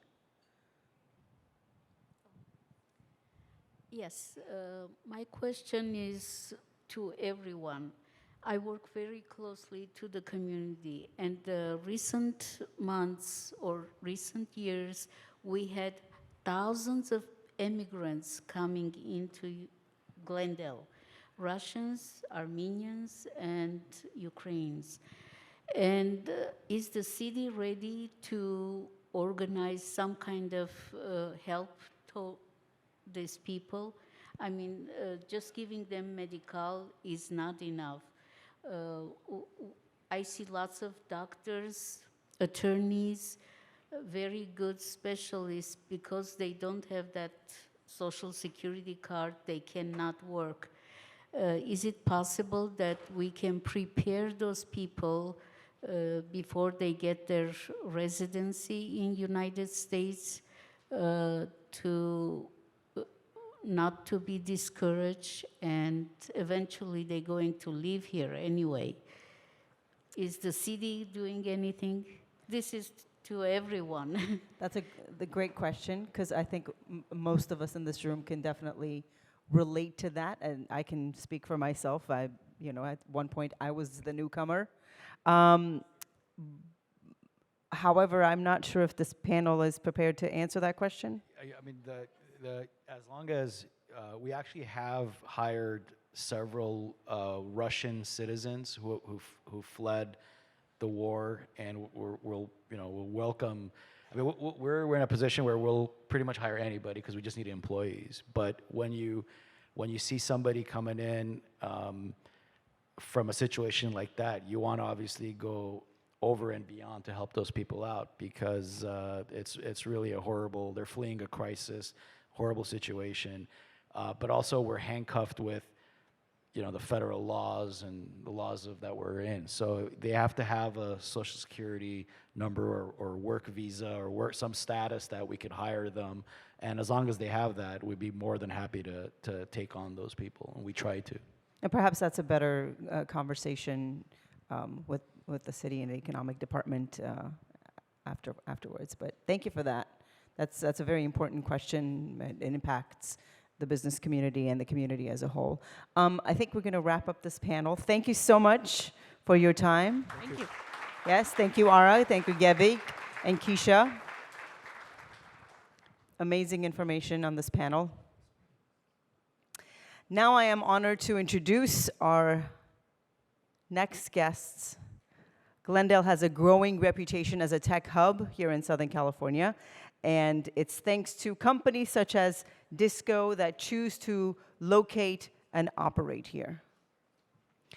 Let's bring Disco co-founder Drew Kucharyan and Glendale's Director of Community Development Bradley Calvert for a fireside chat. As they set this up, I'm going to introduce Drew Kucharyan. Are we okay? As co-founder and chief technology officer, Drew is the visionary architect of Disco's customer experience platform.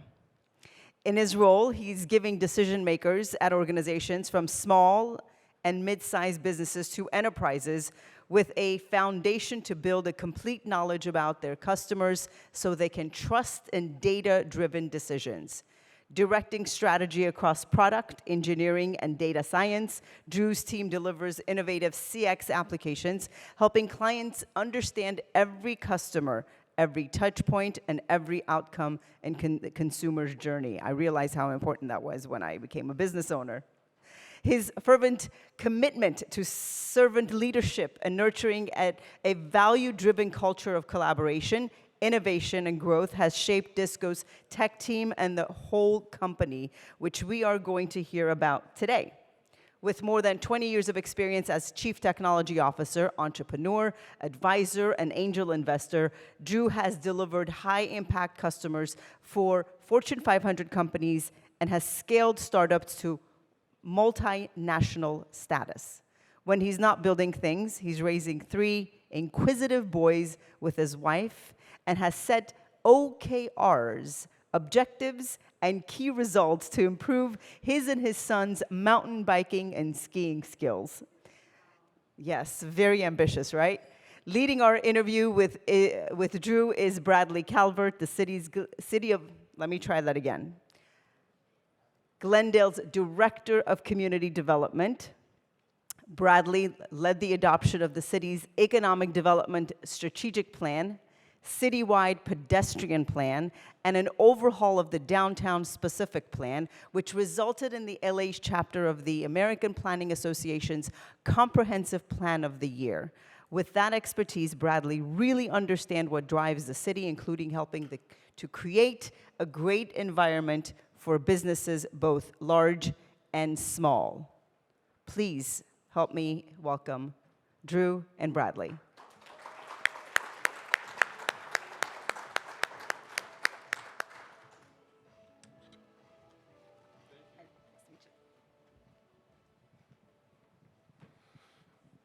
All right, great.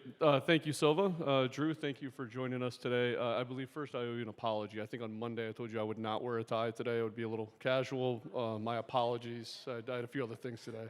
I told Bradley, don't expect me to wear a suit.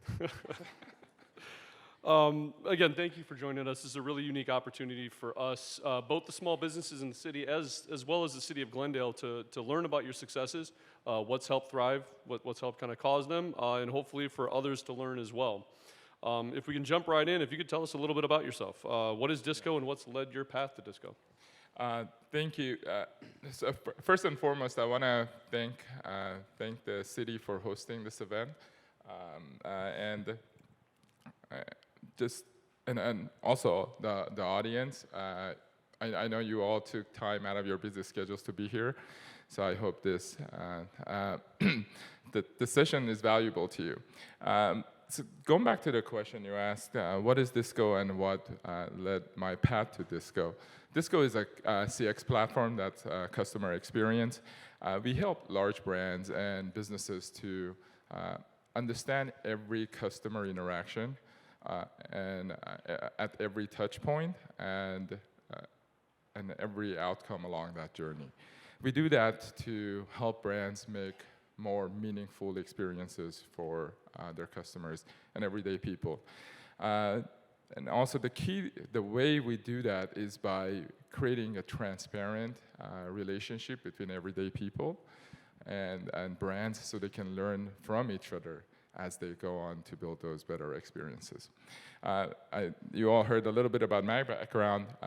I've been, at this point, I consider myself a career co-founder, CTO. There are a lot of familiar faces in this room that I've worked with or across paths in the past. My co-founders and I, at this point, have known each other, give or take 17 years. But we didn't necessarily work with each other. We did some project here and there.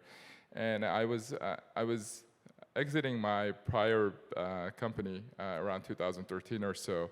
It's when I met over lunch with my co-founders, and we decided maybe this is a good time to do something together. And then fast forward, and then we can go into more details of how Disco was founded and what inspired that later. But that kind of led my path into what eventually became Disco.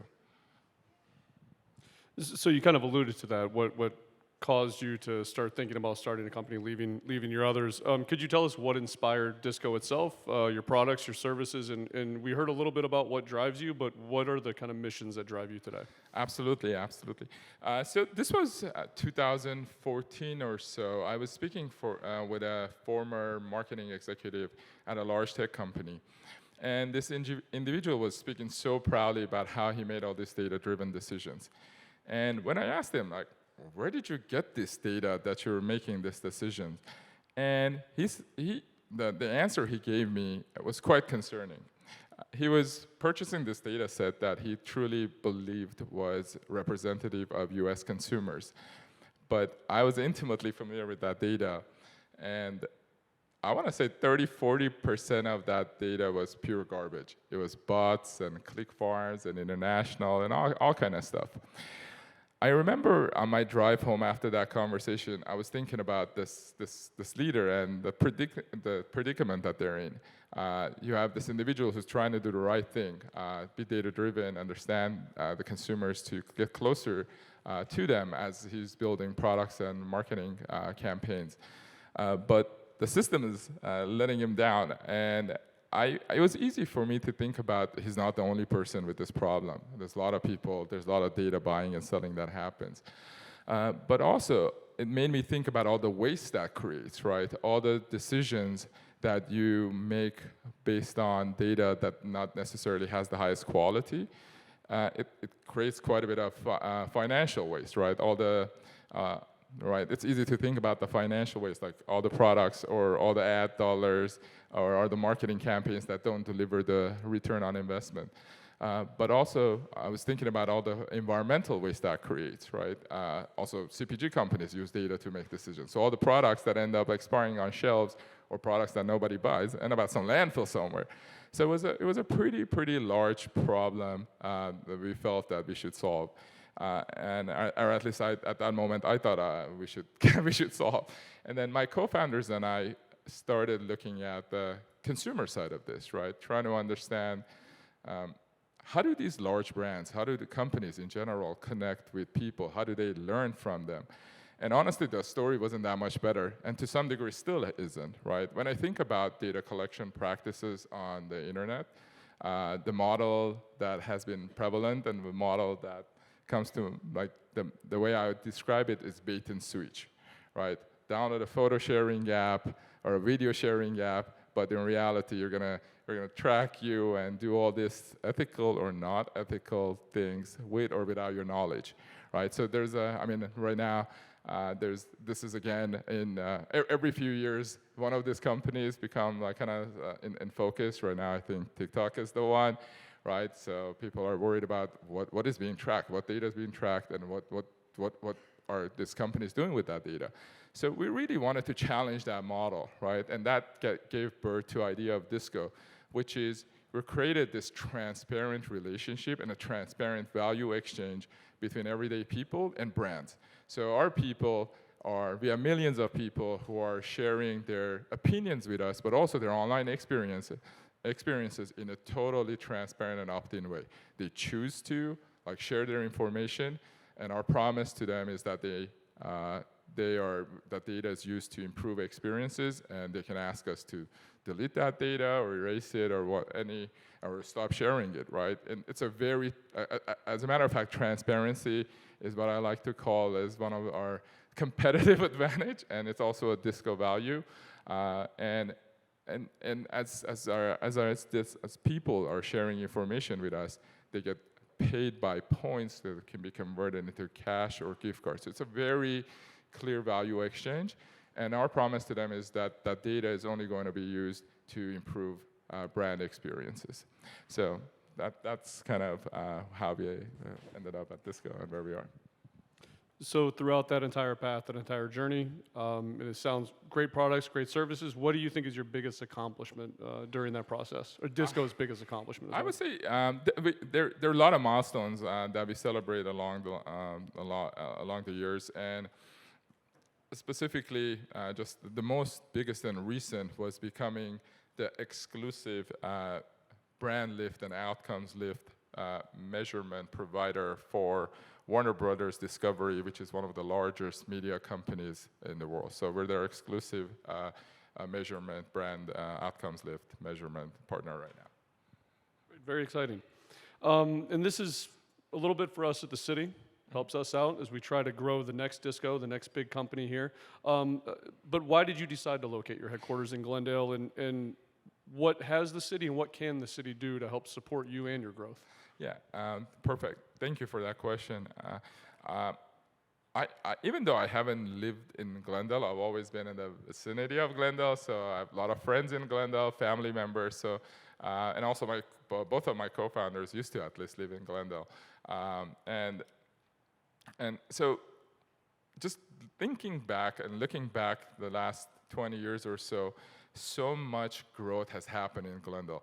The amount of investment that the city has done in the Glendale community, it makes it almost feel like a startup, right? Glendale is a startup. I remember like 20 years ago, we would just go around. There wasn't really a lot of things to do, and now there's so many food options, there's drinks, so it's become such a vibrant community.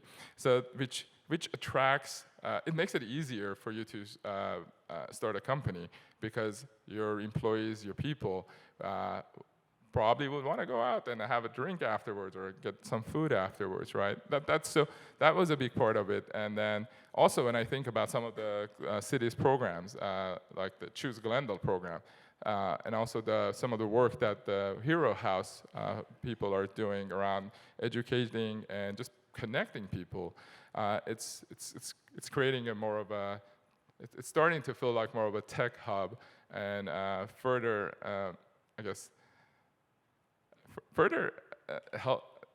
emphasizes that we made a good decision to look at our headquarters in Glendale. So you've talked about some of the things that people like here, the entertainment value, things they like to do, but what kind of person thrives at Disco? And then in this growth process, how do you keep that culture intact? You're growing at a very rapid rate. So what kind of person is successful there, and then how do you keep that together when you find those right people? Great question. Thank you for asking that. So I get this question asked quite often. So we hire based on values. We have 6 values at Disco. Team, transparency, create impact, growth mindset, innovation, and I think I covered all of them, right? Team, transparency, growth mindset, create impact, innovation, and trust, which is probably most important one of all of them. We try to, and we were very intentional about our culture from day one. So making sure we hire people who demonstrate those behaviors, be it at individual contributors or leaders. But this is a kind of a complicated way of answering that question. So a few years back, and I was saying, like, I get this question asked quite often. A few years back, I try to really bottom line this to a few words, and I said people who thrive at Disco are humble high performers. So we want people who are high performers, who bring their experience and their skills and the talent to the team, but they're humble about it, and they what I like to call is you have strong opinions, but they're loosely held, right? You want to have an opinion, come to the room state your opinion, but it's okay to get challenged and be open to other perspective or other solutions to that problem. Thank you. I might actually take that and post that on our wall for our own team. It's a great advice, great recommendation. So obviously you're a successful co-founder, a successful entrepreneur. What advice would you give some of the new business owners here or somebody who's thinking about starting a business? I would say, and I don't want to sound preachy, right? I'm along this journey, so over the years, a lot of advisors have helped me and gave me advice, and some I took, some I didn't. But I wouldn't be here if it wasn't for the advice I've received from folks over the years. The first one I would say is that helped us a lot is obsess over your customers. Obsess over your customers' problems. Try to solve their problems. Challenge the status quo. Because if you solve your customer's problem, their customer is gonna guide your growth, right? Sometimes it's difficult, right? The road gets tough. You're gonna hit a lot of obstacles, but that's where greed comes in. But as long as your North Star is solving your customers' core problems, you'll reach growth and success. And there's that old saying that I really appreciate, which is, if it doesn't challenge you, it doesn't help you grow.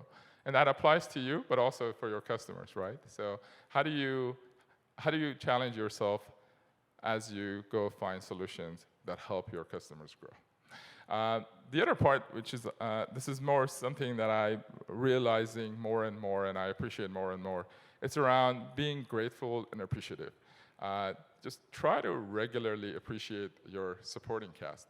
That's your people you work with, your advisors, your friends, your family, your children, and your significant other. Find time to appreciate being in a regular fashion, because that what will help support your growth and success. They're there to support you, and without that, because being an entrepreneur, being specifically a small business owner, it's difficult. It's difficult. It's a lot of, I like to say it's like a high-calorie exercise. So yeah, you need that support. Great. So I have one more question for you, and then we'd like to see if the audience has any questions. So if you want to start thinking about those now.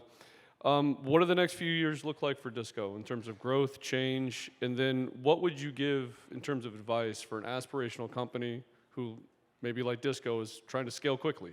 Mm-hmm. Thank you for that question. So at Disco, we are challenging the status quo for customer experience.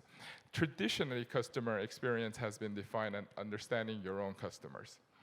But, and I'm wearing the t-shirt, this is our new branding, which is Go Beyond, which is we're challenging that traditional definition of customer experience to expand it, to go beyond to just your customers, but go to your would-be customers and also your competitors' customers.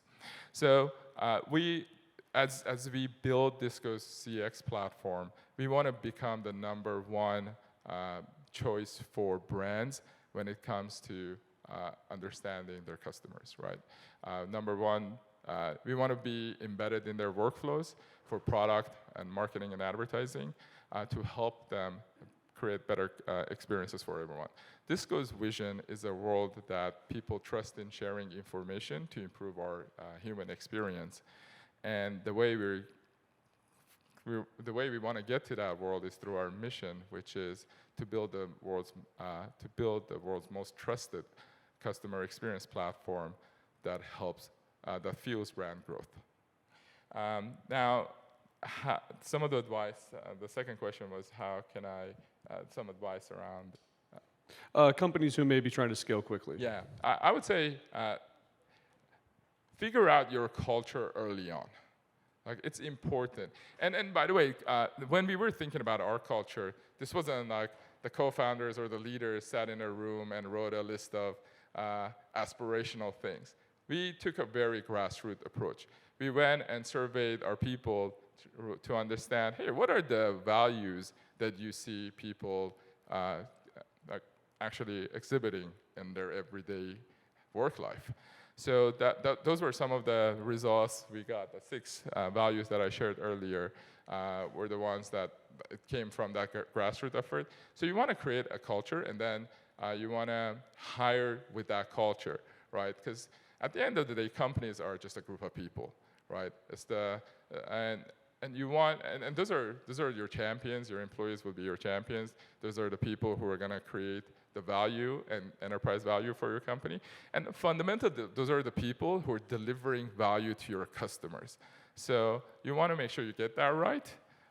You align people to the actual end goal that you're trying to deliver to your customers. And just be a good, I want to say, curator of that culture as you grow. Great, thank you very much. And if I can maybe spare your time for a couple more minutes, if Absolutely. there's anyone in the audience with any questions. Couple up here in the front. Hi, I'm president and CEO of Golden State Bank, and internally we pride ourselves of generating business through word of mouth. So we really don't have data points that may allow us to grow.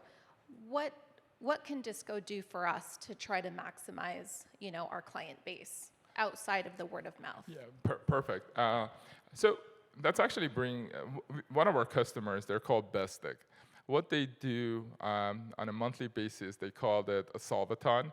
So they get a cross-functional team together, and they start throwing a lot of ideas, product and advertising ideas at the wall, right? Trying to decide a lot of different ideas.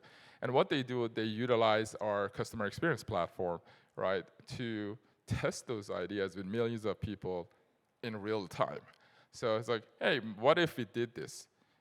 They would run that test, get actual real people data, and either validate their gut feeling or challenge that gut feeling. So that's one exercise. But also, if you're really thinking about, and we work, most of our products at this point are targeted for much larger organization and brands, but we always think about how we can bring some of that value to more smaller businesses. Okay, after pandemic, remote working has become a standard, especially in tech and IT industry. According to Elon Musk, working remotely is morally wrong.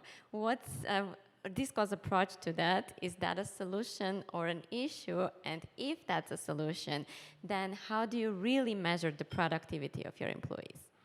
We measure productivity as the value delivered to our customers, right? At the end of the day, there is a lot of proxy metrics, right? But then at the end of the day, you want to make sure your people are aligned towards a goal and a singular goal that drives the value to your customers. Now, I know there's a lot of conversations around remote versus non-remote, and there's a lot of different perspectives.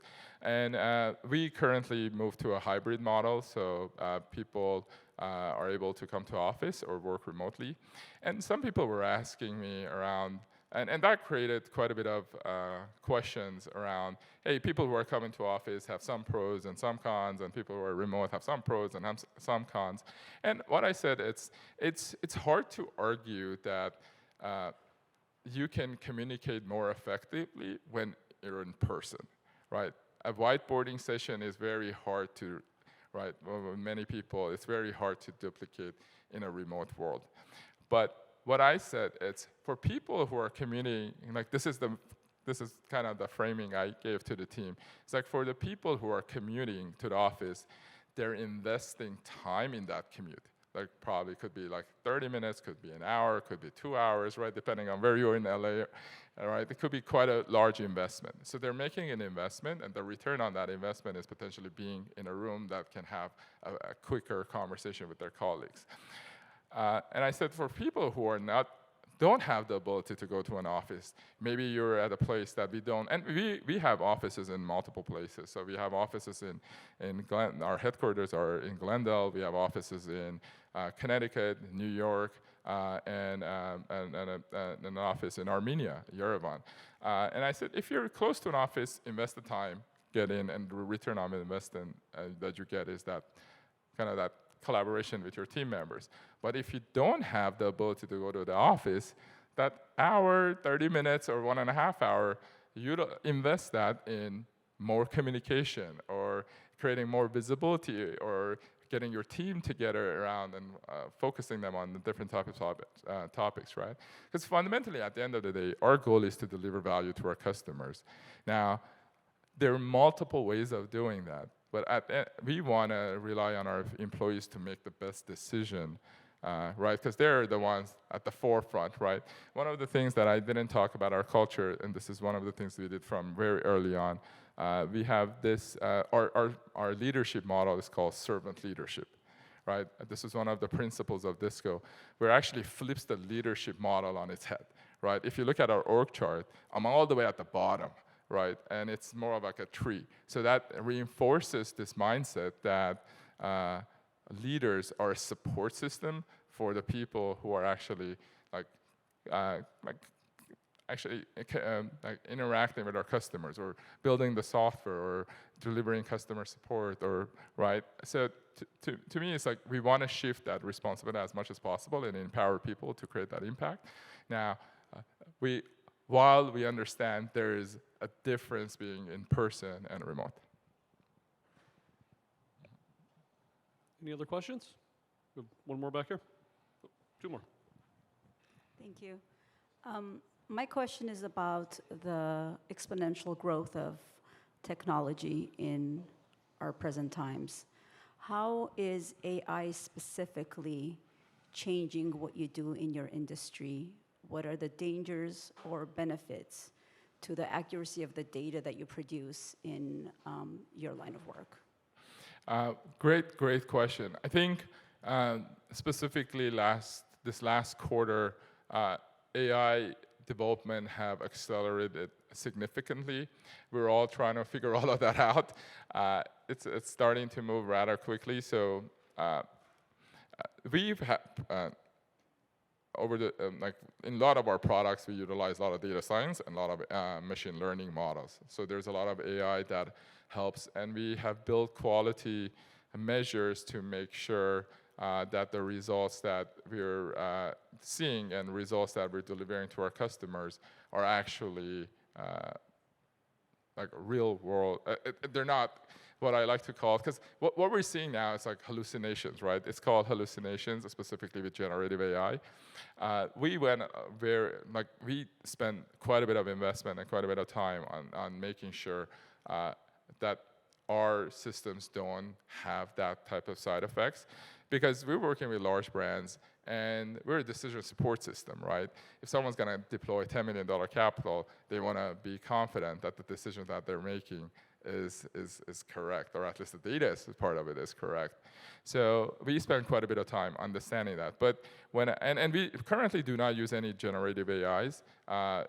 For us, it's a lot more around more of a traditional data science and machine learning models. But we are exploring the generative AI and all the things that are happening around us. But I think it's also critical for everybody in this room to think about this kind of tectonic change that's happening to us all with these technologies, which fundamentally are automating a lot of things that humans would do, right? There's a lot of things that this AI systems can do. And you can quote me on this. Like this is one of those things I came up with a long time ago, because I've always been in software, which was having humans do what machines can do is disrespectful to both, right? So this is almost like a new baseline that we're creating for ourselves. Like if how can us as humans leverage our creativity to utilize kind of like this new technologies that are coming out every day to elevate our progress and what we're trying to achieve as humankind, right? Well, Drew, I'd like to thank you for taking some time out of your day today, spending it with us, lending us your expertise and advice, and congratulations on your success as well. Thank you. Thank you so much for having me. Now we have a short presentation from our silver sponsor. Join me in welcoming Daniel Keller, LA County Economic Opportunity Grant Program, presented by silver sponsor, LA County Department of Economic Opportunity. So I am Danny Kelleher. I'm with the LA County Department of Economic Opportunity. I'm the Assistant Director over Economic Development. All right, so as was mentioned, Natalie was here from Supervisor Barger's office earlier, and she mentioned that we are a new department. So we're a county department, Department of Economic Opportunity. We actually just created last July, so we're still pretty new and kind of building up. And we are a department that combines our workforce development in the county, and that includes our public workforce system, as well as economic development. I'm going to talk a little more about that. That's my branch. And so we have, in that branch, we have an Office of Small Business. We're actually represented in the back today. I'll point out there some of the resources we have and point you to our office back there a little bit later as well. So here's who we are. I'm supposed to know this one by heart. Let's see. Our mission is that we create quality jobs, and we also help small businesses and high-road employers to start and grow, and we build vibrant communities and spaces. And so right now, kind of focused on that helping small businesses piece. So there's a lot of different resources here. We've got a lot of different agencies. We partner with all of our regional partners. That includes the city of Glendale, putting on this amazing summit. Thank you for having me here and partnering with you. There is also, of course, the state of California has been here and is presenting their resources, the federal government as well, SBA is here, and then the county. And so how does kind of the county fit in? So I'm going to talk a bit about our resources, but I'm also going to focus on our Economic Opportunity Grant Program. It's been mentioned a couple times already, and I'm going to just go into a little more detail about it. It's still open right now, and so I'll kind of go over that, and there's some resources at the back as well, but we definitely encourage everybody to be applying for that if you haven't already. So I'm going to talk about the Economic Opportunity Grant Program, and then I'll go into some of the other small business resources that we have available in the county. All right, so our Economic Opportunity Grant Program is a combined grant program for microbusinesses, small businesses, and small nonprofits as well.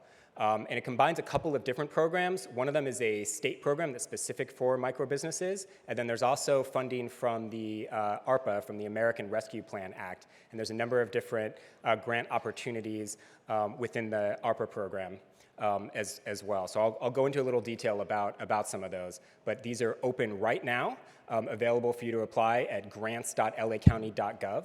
So if you haven't already, make sure to get on there and apply if you're eligible. Okay, so this has been mentioned a little bit before already. I think Treasurer Ma mentioned it, which was great to get a shout out there. And again, Natalie from Supervisor Barger's office called out the program. You can see there it's over $54 million in grants for micro entrepreneurs, micro businesses, small businesses, and small nonprofits. The use of funds, so it is to address impacts, financial hardships from COVID-19, which obviously there were a lot of impacts there. So it's pretty broad. You can see there some of the things that it can address, operational costs, debt incurred. It's pretty broad, any kind of impacts, financial impacts from COVID-19. You can see there the range of grant sizes. So the $2,500 grants, those are specific to micro businesses, which I'll talk a little more detail about that on the next slide. And that's the state grant. There's actually more of those grants available for micro businesses that are under $50,000 in revenue. And then you can see some of the larger grants there. Those are the ARPA ones, American Rescue Plan Act grants, $15,000 all the way up to $25,000, depending on size of the business and revenue. We have a lot of access to technical assistance. Some of our partners are actually here. SBDC's in the back. They're one of our partners. So you can go and see them actually here, and then we'll provide some resources there. Okay, so We have two phases, and so phase one is that micro business focus, which is the state grant. So these are grants of $2,500 for micro businesses. You can see there that it's pretty small micro businesses, less than $50,000 in revenue in the 2019 taxable year. Businesses do have to have been in existence in 2019 or before, and then you can see five or fewer employees. So these are open right now. There are a few thousand of these grants available. It is still open. Oh, actually, just to say, so there was a mention before about a May 20th deadline, and we actually, just as of this morning, have confirmed we have set the deadline right now to May 31st, so there's a little more time.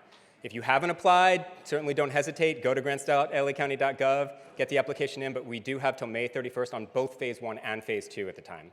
And we're trying to keep it open as long as we can to get all of the eligible businesses in for sure. All right, one thing you see there is that there was a California, a state small business COVID-19 relief grant, and if you did receive that grant, you're not eligible for the micro business one. But otherwise, a lot of eligibility there for less than $50,000 in revenue. All right, let me talk a little bit about the phase two. So these are the ARPA grants, American Rescue Plan Act grants. Micro businesses can apply for these. You can apply if you're a micro business. You can see there, this one's got a bit of a higher threshold, so it's up under $100,000 in revenue. And micro businesses can apply for the state grant, and even if you get the state grant, you can still get this ARPA grant as well. And then you can see there that also goes to small businesses, which is $100,000 up to $2 million in revenue. And for these businesses, they can be a little bit newer. They had to exist at least in 2021 or prior to 2021. So a little more flexibility around that. And then you can see nonprofits as well, under $1 million in revenue for some of the smallest nonprofits, and then the larger ones are between $1 million and $5 million. For the small business and micro business, it's open to anyone in the county, although you can see that it's not for businesses located specifically in the city of LA. They have their own grant programs, but I'm assuming at least a lot of the businesses here are in Glendale. That's fine, that's included. All right. So there's a lot of, I know it can be hard to get through some of these grant applications. We have a lot of assistance available. As I mentioned, SBDC is one of our main partners in providing technical assistance. They have a booth right back there. You can see they're waving their hands right now. Claudia is back there, and Maria. So you can go and see them. They've got materials for you, and you can talk to them. But there is a lot of assistance.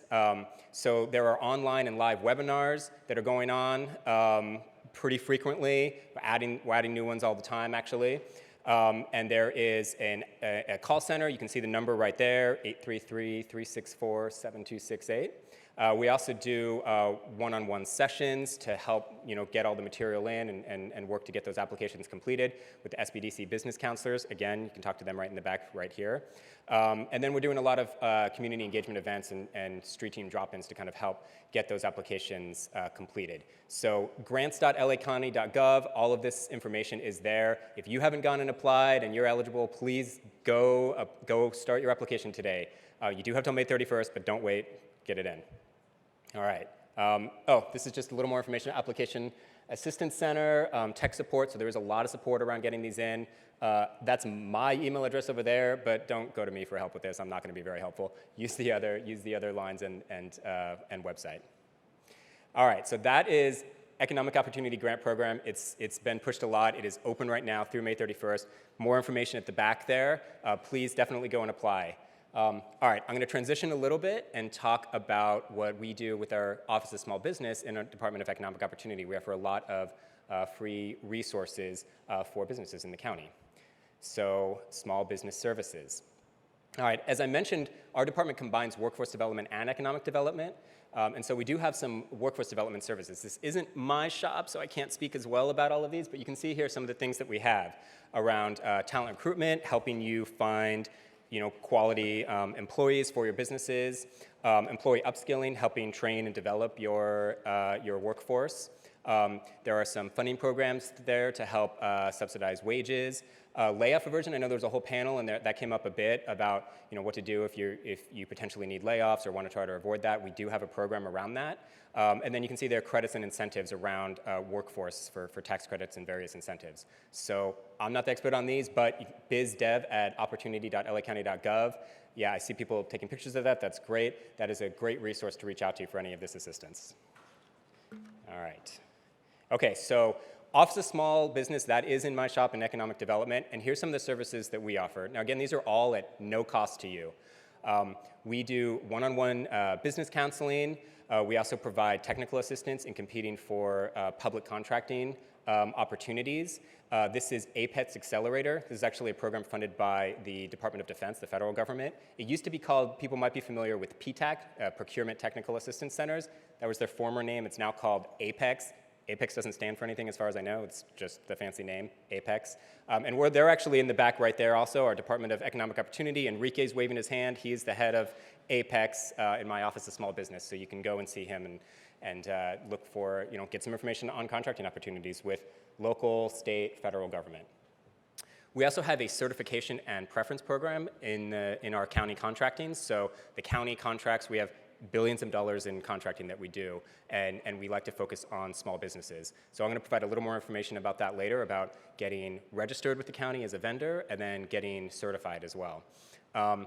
We provide workshops and business development training. I've got a bit of a slide on that later. We do that ourselves with our Office of Small Business directly, and then we also have partners, including SBDC actually, that provide different workshops and training. And then you can see that we also have referrals to our partners for legal assistance that's also free, and financing opportunities. So I know I'm maybe going a little bit fast getting through this. I know we got lunch coming up, so I don't want to hold people back. I'll go through some of the resources just in a little more detail. I mentioned about small business development counselors. That's where we can do some one-on-one counseling, where you're creating an action plan to potentially start up your business or grow your business. We've got a team of experts to kind of help you out with that in our shop directly, and then also with our partners. I talked a little bit about Apex Accelerator already, formerly, as you can see there, PTAC, which was the Procurement Technical Assistance Center. So we've got an office there that's going to help you land government contracts. Okay, this is just a quick, I've got a few takeaways, and I'll have some action items at the end that I'll go over. But this is for doing business with the county. The very first step is register as a county vendor. So you can go here, doingbusiness.lacounty.gov, to officially register as a county vendor. And that's just for doing any business generally with the county. This is the first step. It's a pretty quick and easy process, but you can go there and you can see there's an email there for any potential assistance with that. All right, I mentioned also the certification programs that we have. So we've got community business enterprises. You can see that you can certify as a women-owned business, minority-owned business, disadvantaged-owned business, or LGBTQ. And that then you become certified under the community business enterprise. And we have our participation goal, you can see there, of 25%, so that 25% of all of our LA County contracts go to those businesses who have been certified. We also have a preference program for certain certified businesses, and that includes local small business enterprises, which probably a lot of businesses in this room could qualify for, and then the disabled veteran business enterprises, as well as social enterprises. So the preference program, it provides a few extra incentives to help land specifically an LA County contract, including a 15% preference on your bids, on the amount of your bid, and simplified acquisition process, and a few different perks there. So if you qualify, first step, get registered with the county. Second step would be, if you qualify for a certification program, get certified. That's something that our Office of Small Business does as well. So I think I just went through this, but get registered, claim your certification profile, and then apply for certification based on eligibility. You can go right here once you do need to get certified. There's the website right there, certified.lacounty.gov. So go to that. I like seeing everybody taking pictures too. It makes me very happy. All right, this is just a little information about some of the trainings. We have Thursday trainings every third Thursday. There's a website there, the bit.ly at T Trainings. That's Thursday trainings, T Trainings OSB.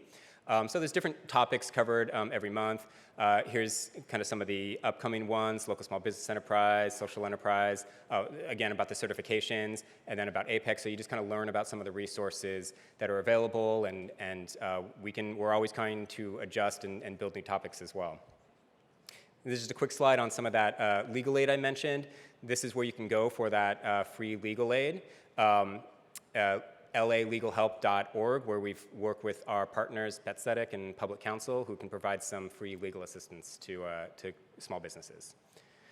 think the last program that I have on here. So this is actually, okay, Shop Local LA County. This is a current program that we have right now that we actually just launched recently, where we're just encouraging residents to support their local businesses, their mom and pop shops. We've got the fun collateral here. I'm wearing my I Love Mom and Pop Shops button right here.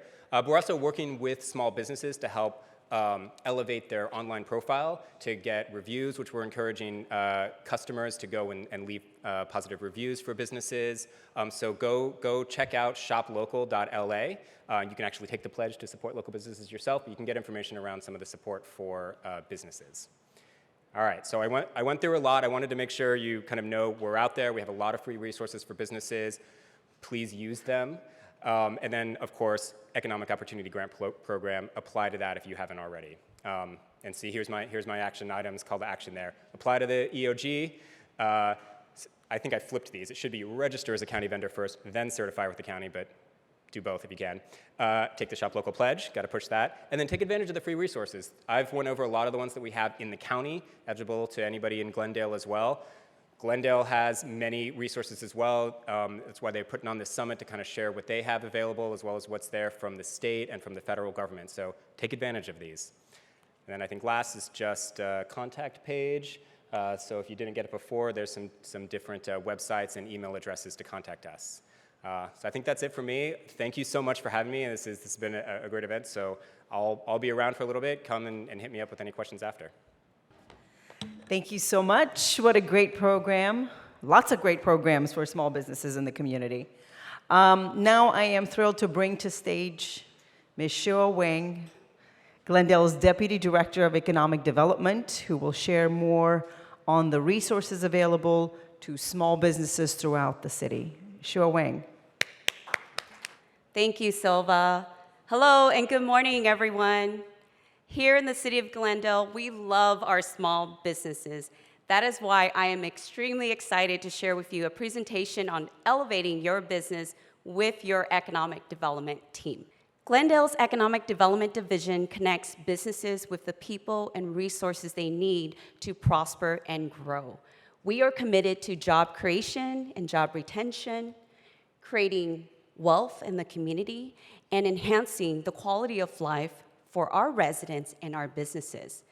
To that end, Glendale has a pro-business culture and has put many programs in place to help support the business community.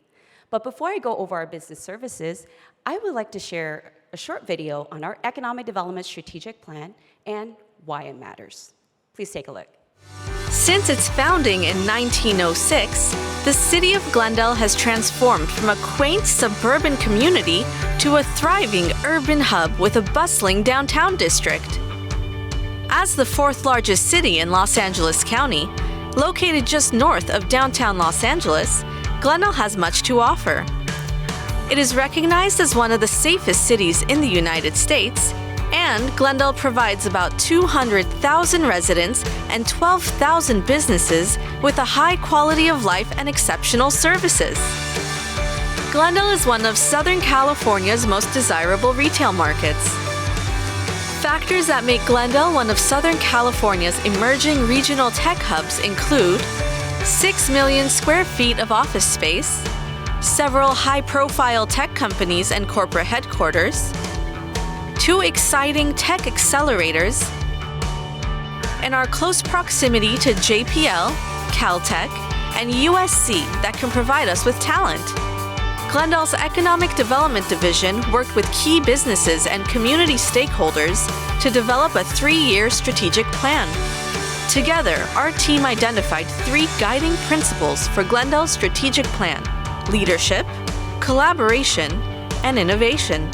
We took these 3 principles and crafted 4 priorities that will allow us to adapt and thrive in today's ever-changing economic landscape. Brand identity. The Economic Development Division will raise Glendale's profile and attract new businesses by focusing on our location, quality amenities, and opportunities that Glendale provides to regional, state, national, and global audiences. Business culture.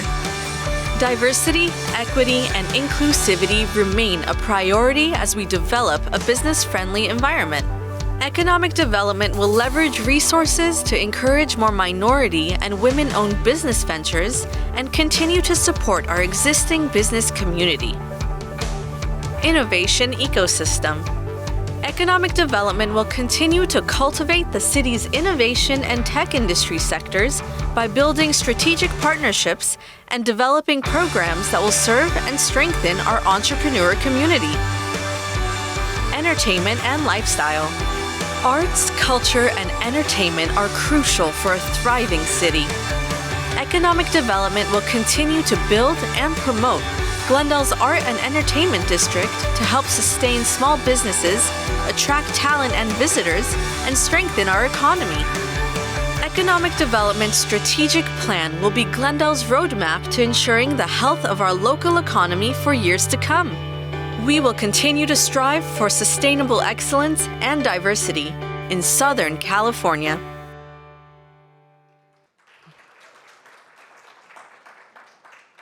So as you heard, our strategic plan focuses efforts to promote inclusive and sustainable economic growth.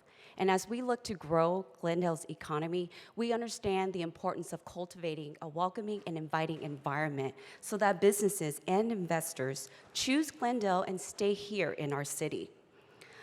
To that end, one of the value-added services that we offer in economic development is site selection assistance to new and existing businesses looking to relocate or expand operations here in our wonderful city. We can provide a free confidential site packet based on site criteria for review and consideration. We can also help facilitate site tours throughout the city and arrange for property visits with brokers and landlords.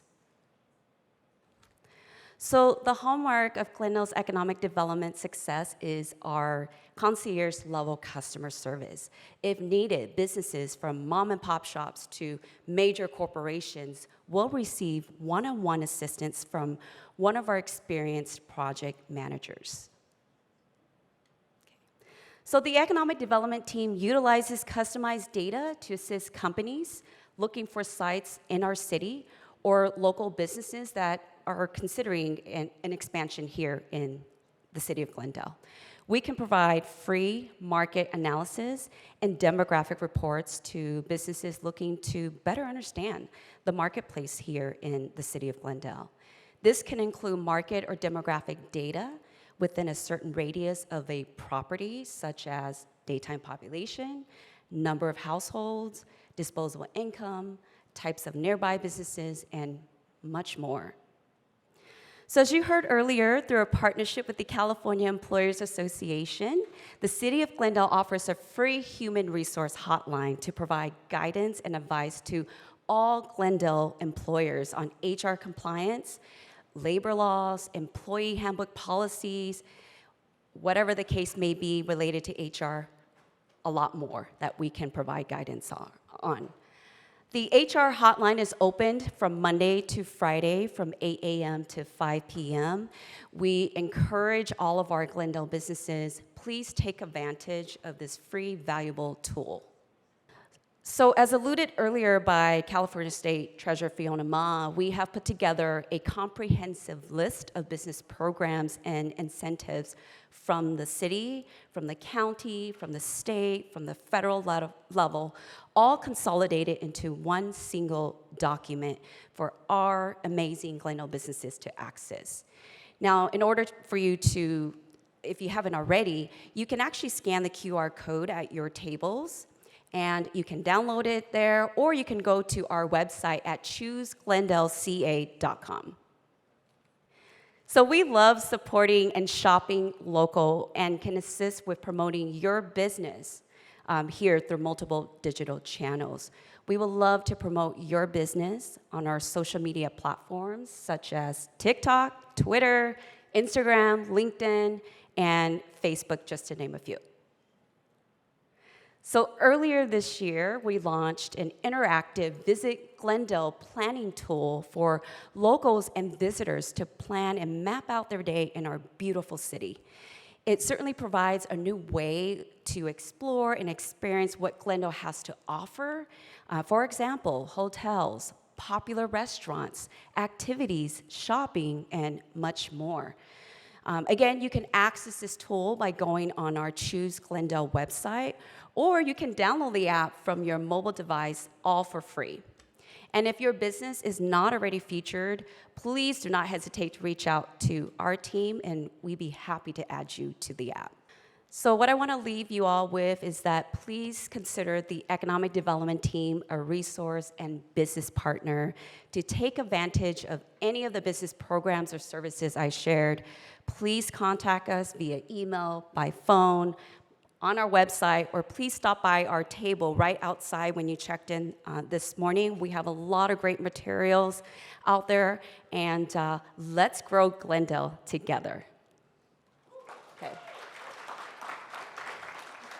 So this concludes my short presentation. If there are any questions from the audience, I'd be happy to answer it now, or if you want to reach out, happy to do that as well. Any questions? Going once? Twice? No questions? Okay. I just have a quick clarification. Where did you say your booth was outside?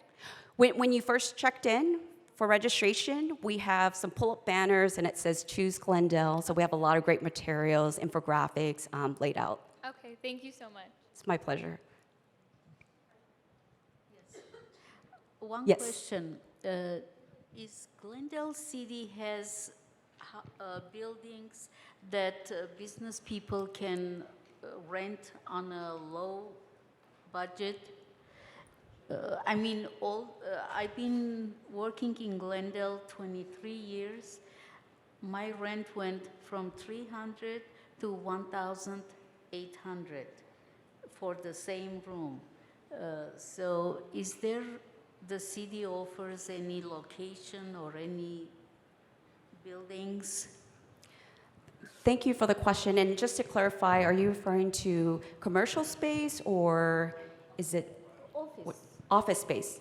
Yeah, absolutely. So at this point in time, we do have some city-owned units, but we don't have anything that's currently available.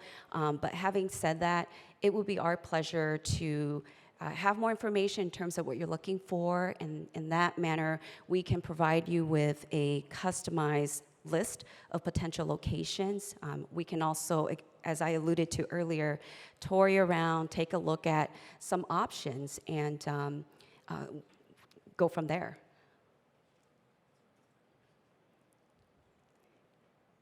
Any other questions? Okay, so if not, thank you so much for your time this morning, and I would like to bring back on stage our Community Development Director, Mr. Bradley Calvert.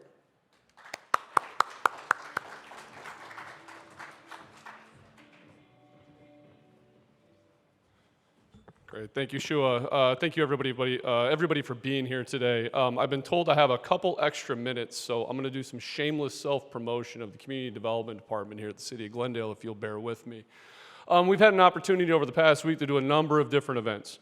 And it's been an opportunity for us to kind of showcase some new ideas, new features, new changes that we're making in our department. And what you're hearing about today is largely around our economic development team. And you heard from Shua a number of different things, a number of different services that we offer. But part of our community development team is not just economic development. We have our planning, our building and safety, essentially our entitlement process is part of that.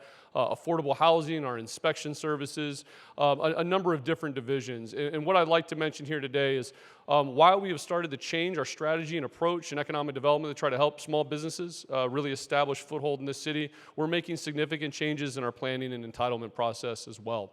Nothing's more important to businesses than the ability to be able to get open.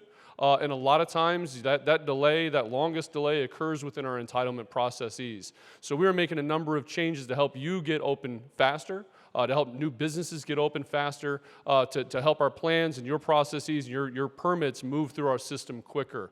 We're actually bringing in some consultants to help us try to expedite those timelines. We recently opened up our online permitting system, which for our building and safety side of things has reduced our entitlement process by nearly half.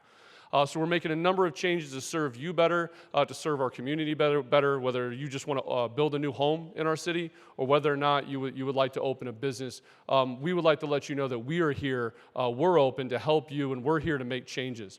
When we're done with this event, we are going to be releasing a survey that we hope that you'll respond to and give us some feedback, not only on this event, but other things that we can do as a department to help you, to help your business, to help your household, whatever it may be.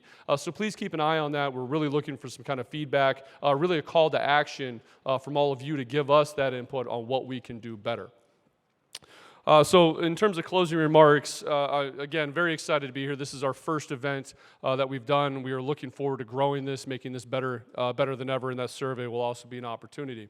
I can't emphasize enough the value of our Glendale team and how dedicated we all are to your success.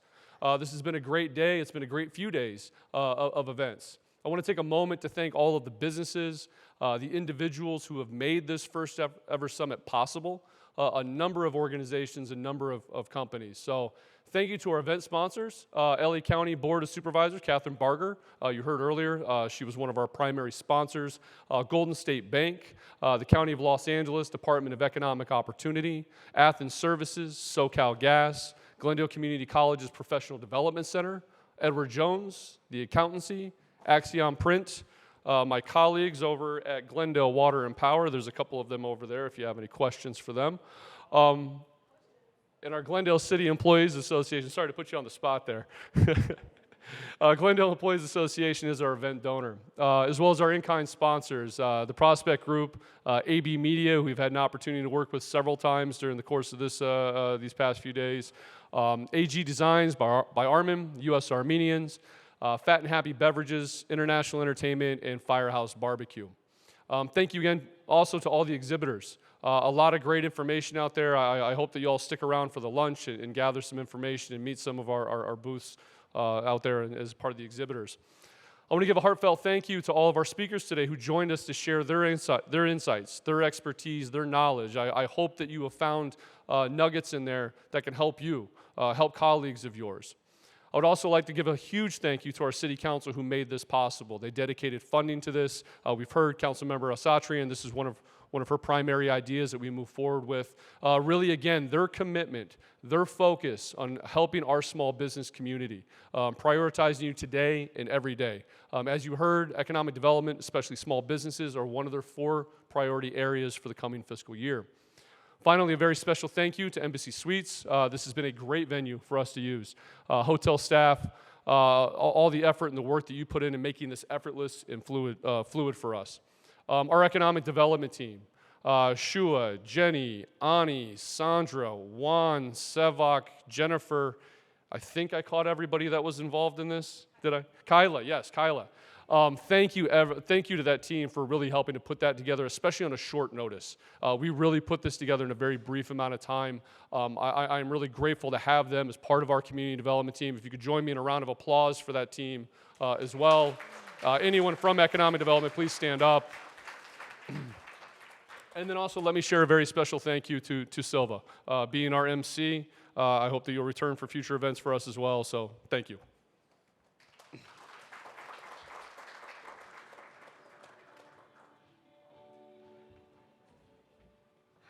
Who isn't inspired now?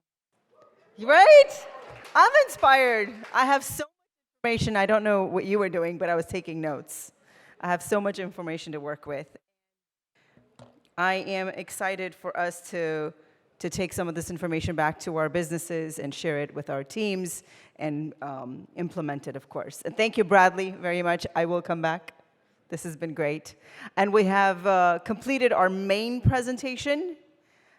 We are now going to adjourn for lunch. Plus, don't forget, we have 30 exhibitors in our business expo ready to share some information, great resources, and help you with whatever challenges you might be facing in your business. So please make sure to take a few minutes, visit with them, and of course, networking, stay for lunch, enjoy the rest of the day, and remember, let's grow Glendale.